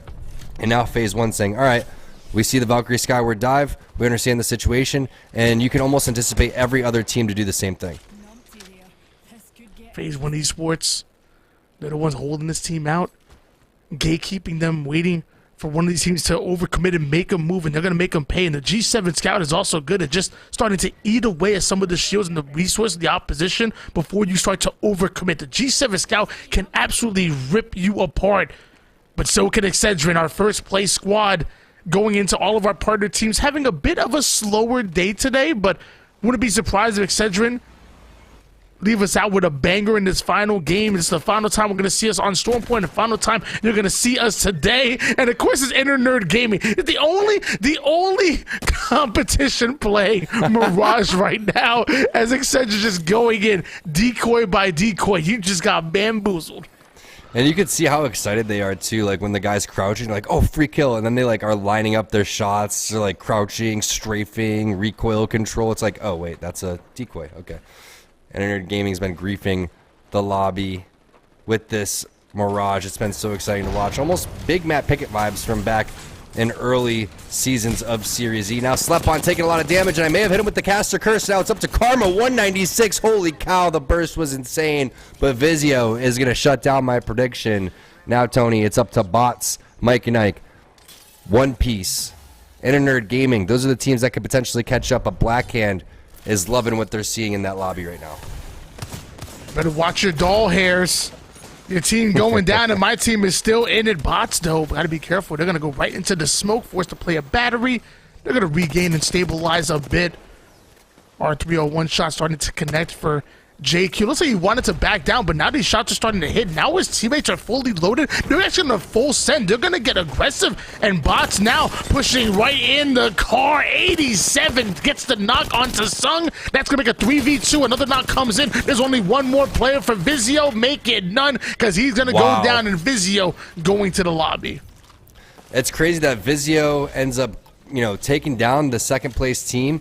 And then immediately the third place team, Tony, slides right in there, says, thank you, we'll take that any day of the week. Meanwhile, ING, Internet Gaming, they have a team on the ropes. It's going to be the Mirage Ultimate coming through. He's been spotted, though, and oh my goodness, the burst is just not enough as Phase 1 is going to take them down. A very clean fight from Phase 1, but there are multiple teams in the vicinity. You can see a third party is there. The flatline shots are going to be able to connect with that 2-4X. He's also got the scans coming through and switches on over to the PK. Kodagami takes one to the face. There goes the armor swap. Perfect execution there from Rowdy. They did lose it on Trev Stack, so we'll find out if they could find him. But the Scout is not going to do good against the PK in this situation, and that's exactly how you expect that one to go and pan out. Risen Rose now on the ropes as Zach having to find an armor swap over here instead. He's going to go for the battery. Phase 1 now fighting another team as they're starting to push forward. Things are getting crazy inside this building. Eventually, it's going to have to stop, though. 30 seconds for zone number 3. They'll have to rotate on out. Risen Rose is going to take that one to the face as Phase 1 Esports eliminates them in 10th place. And this is really what we were talking about going into the final lobby. The first half of the game plays so fast. You have multiple teams who really aren't in the running, really playing for nothing to lose. So at this point, they're full sending it. But then eventually get to the point where there's a few squads that are in striking distance of getting the win, or at least getting some prize money. And they're treating it as not only valuable practice, but also making sure they get a part of that bragging rights, a part of that money. So we're down to 9 squads remaining. Round number 3, Hill was closing in. We should see this start to slow down a bit once we're down to about 7 squads remaining. Yeah, everyone's going to be going for those placement points here, but it's just a matter of where are the teams that stand a chance? Where is Blackhand? Where are the bots going to be located? Nerf, they're sitting in 11th place. You can see with 28 points on the left-hand side. Turns with that bow check. Now, Turns started off on Wraith. He switched on over towards Horizon. Love watching him play both of these legends. But another legend that we haven't really seen, Tony, that could be maybe utilized on Stormpoint is Ash. When we talk about these high ground situations, there goes the bow check for 70. You can see why it's been put in the crafter. But I really feel like Ash is one of those legends, too, that could eventually make a comeback. Yeah, but beginning of Stormpoint, we saw a lot of teams using Ashe, taking height immediately with that ultimate. It's so quick. Obviously, you don't have an exit route like Wraith provides you, but the quickness when it comes into closing the gap is absolutely, it's valuable. It really is. We're down to 8 squads remaining, not quite an Ashe in this composition, but a Horizon who ends up going down. Seer wants to get into the action just a little bit too late. Luckily, having a thermite that should be able to break that door down. Hopefully get a little bit of residual damage. Not quite. The Q comes in. Phase 1 Esports are looking to break in, looking to take down our duo of Steamrollers, but Steamrollers just watching this doorway like a hawk, and Phase 1 Esports are going to hit the black screen. LTC throwing some nades, and hold on. Whoa, that was some good shots by LTC. They're going to back down, though. Yeah, almost like he thought we were cheating or something. He like ran away after he's like, all right, those are too good. I'm gonna run away. All right. Shout out to LTC coming in from the Walmart Orlando location. They've been an absolute pleasure to watch. Unfortunately, they weren't able to get Daniel back in. We were wondering, is he gonna go for the banner? But instead, they're just gonna play this one out as a duo, and love watching them continue to improve. They were second place in our first game. They've had some great team fights, ups and downs, but overall they've had a pretty solid day, sitting in 13th place overall. This is the team in 10th place, though. Nerf loses out on Corey, loses out on Forsey. Now it's up to turns, and he gets absolutely lit up. JQ with the R301, giving a little salute, saying goodbye, Team Nerf. Nerf did end up going down there, but I love the thought process behind you have opponent hiding in cover, so instead of using the Q on yourself to take height, he throws the Q at the opposition, sends them into the sky. They have no idea what's going on, and it almost pays out for turns and Nerf. Obviously, they go down, but love the thought process right there. Meanwhile, Black Hand, this is that ultimate high ground that you're seeing right here. This is God's spot for the time being as their backs are against the zone. Now, eventually, as that closes in and they get a little bit more uncomfortable, you might see Black Hand look to formulate a bit of an exit strategy. But for now, looking down at your opponents, playing for the win, Black Hand looking good. And this is what makes Series E so exciting. There's so many different layers to it. Let's take a look at the fights happening between bots. But this is the team that you have to watch out for. This is the only team that can catch up to the team that we just took a look at. That was Black Hand, and they get eliminated. Bots going out in 16th place. The strategy really paying off by sitting out and waiting as Steamrollers goes out in 5th. LTC continuing to have themselves one heck of a day. Now Team Mike and Ike starting to push through. Mike and Ike could still potentially catch up to them. They have 54 points. They need to pick up a lot of kills along the way, plus the dub, and it's completely possible. Zone's starting to close in. Wizard Coin taking a lot of damage. We still know that Black Hand is alive. There's another team on the outskirts as well. So now it comes down to Black Hand versus Mike and Ike for all of the marbles. Mathematically, can they do it? I just don't know if they could catch up to Black Hand. 70 points is a lot, Tony. I'm still trying to figure out, is this a ranked lobby or a competitive tournament? Because we're down to 3 squads remaining in round 5 zone. Is not even halfway in on closing in. Like you said, it's Mike and Ike and Black Hand that really are the ones to look out for, but Black Hand have done enough where they might just have the win on this just based on the placement points. But let's keep an eye on Mike and Ike. You never know. They swallow up all these points, make some waves in the leaderboard. It's not over just yet. They would have to basically eliminate Black Hand right now and then win this next fight. Possibly enough mathematically. I mean, they have to get 70, so with the win, that'd be 12. I think they're going to fall just short, Tony, but let's keep on board with Mike and Ike's point total just in general because of the accumulative leaderboard. That is so crucial for them. They're not only going for the win tonight, they're going to try to keep their Series E life possible. So not have to go through the relegations, potentially catching up to Team Intel. They're so close. They're going to go with the Skyward Dive over here. 10 seconds left until zone number 5 closes. But like you said, Tony, you predicted this, right? I mean, there's going to be teams that are fighting their way and trying to play as aggressive as possible. Teams like Bots and Slept On, Mike and Ike know that they need to catch up to Black Hand. Meanwhile, Black Hand is just playing it cool on the backhand side of the zone, letting the rest of the lobby kind of pick itself up. But here's the big fight happening between Black Hand and Mike and Ike. There goes the Bangalore ultimate. Seer ultimate going to land as well. Mars going to have to eventually eat a little bit of this damage. He's also going to get stunned, plus the team coming in from behind, and now they're pitched. And now there's really not much for Mars to do. You're down to 1 shot. You have no movement whatsoever. Finally, he's able to recover, but eventually Mars ends up going down. Wizard Coin taking heavy damage as well. That's going to leave Mike and Ike with their sole player of MJ. And although he may be a god at times, there's only so much you can do by yourself here at Apex. Mike and Ike now getting finished. Black Hand moving in for the final blows here. This should be their win so far, but they got to be careful. Triple purples. Whoa, hold on, Div ends up going down.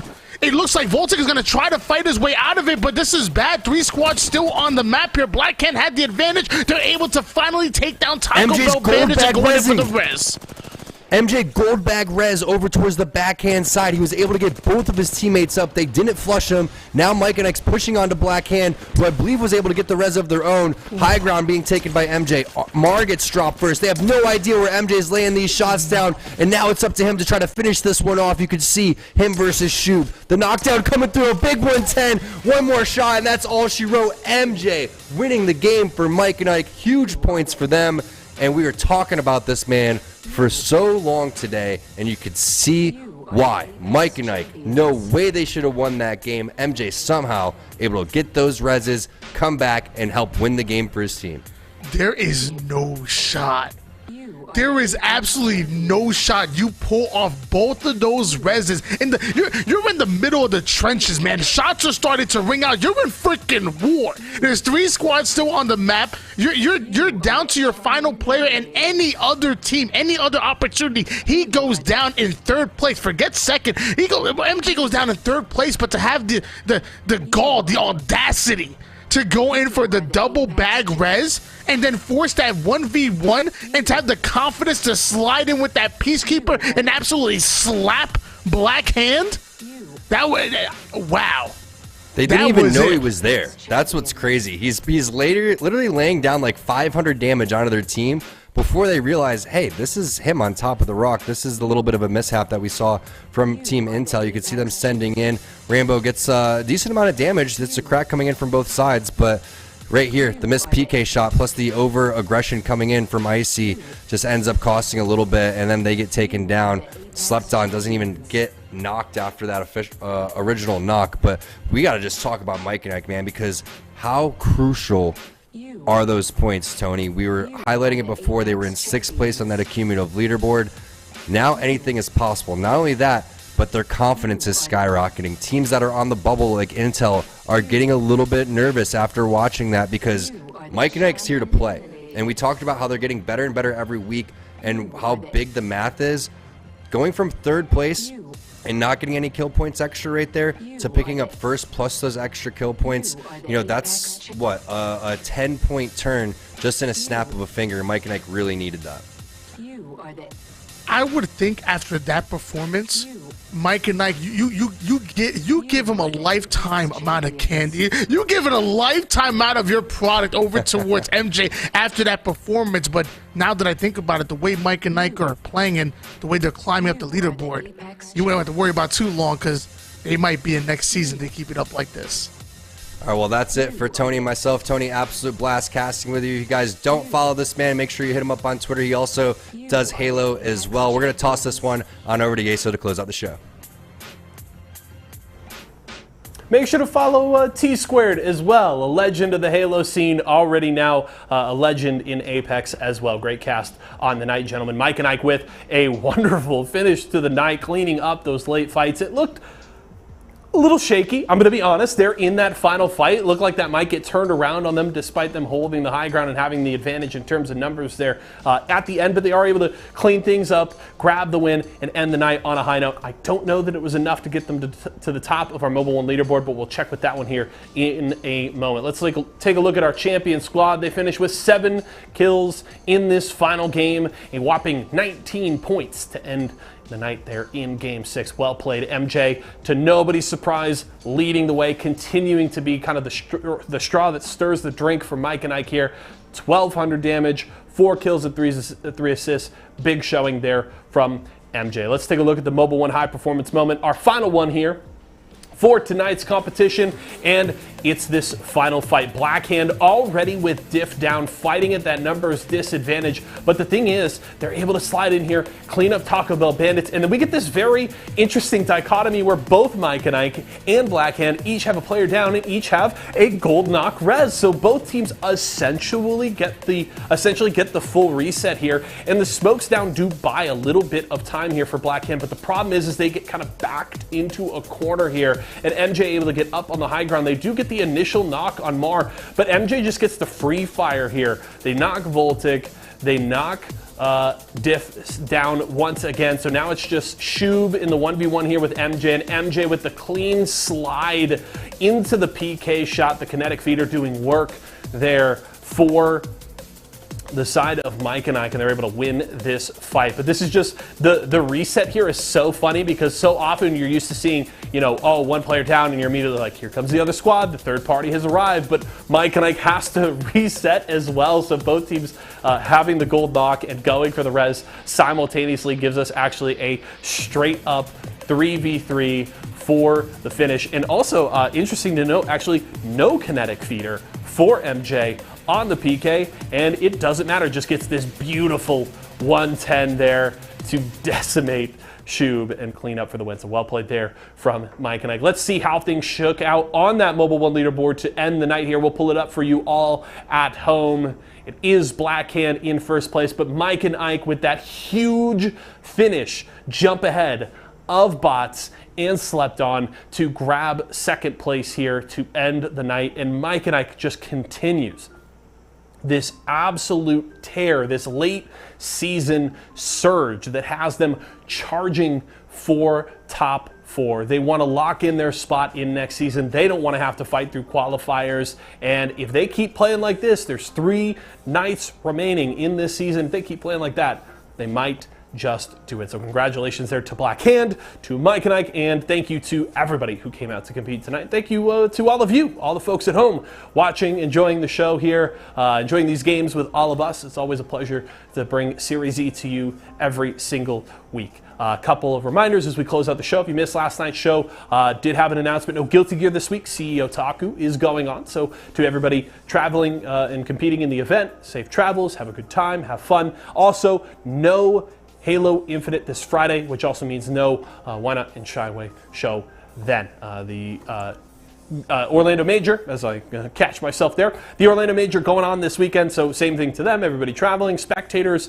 competitors, have a good time, travel safe, and we will see you very soon. So the end of the Series E week in terms of live shows is tomorrow. We've got Pro Night going on. We'll have some fun stuff going on Thursday and Friday, and of course, we will have possibly an episode of Series Recap for you all at the end of the week, so keep an eye out on for that. But that's it, folks. End of the night here. My name is Yeso. Pleasure to host for you all today. For myself, the entire live broadcast crew out there in the Intel production room, shout outs to them. They do awesome work every single week, and our TOs as well. For them, myself, everybody here at Esports Arena, thank you so much for joining us here tonight. We will see you again tomorrow.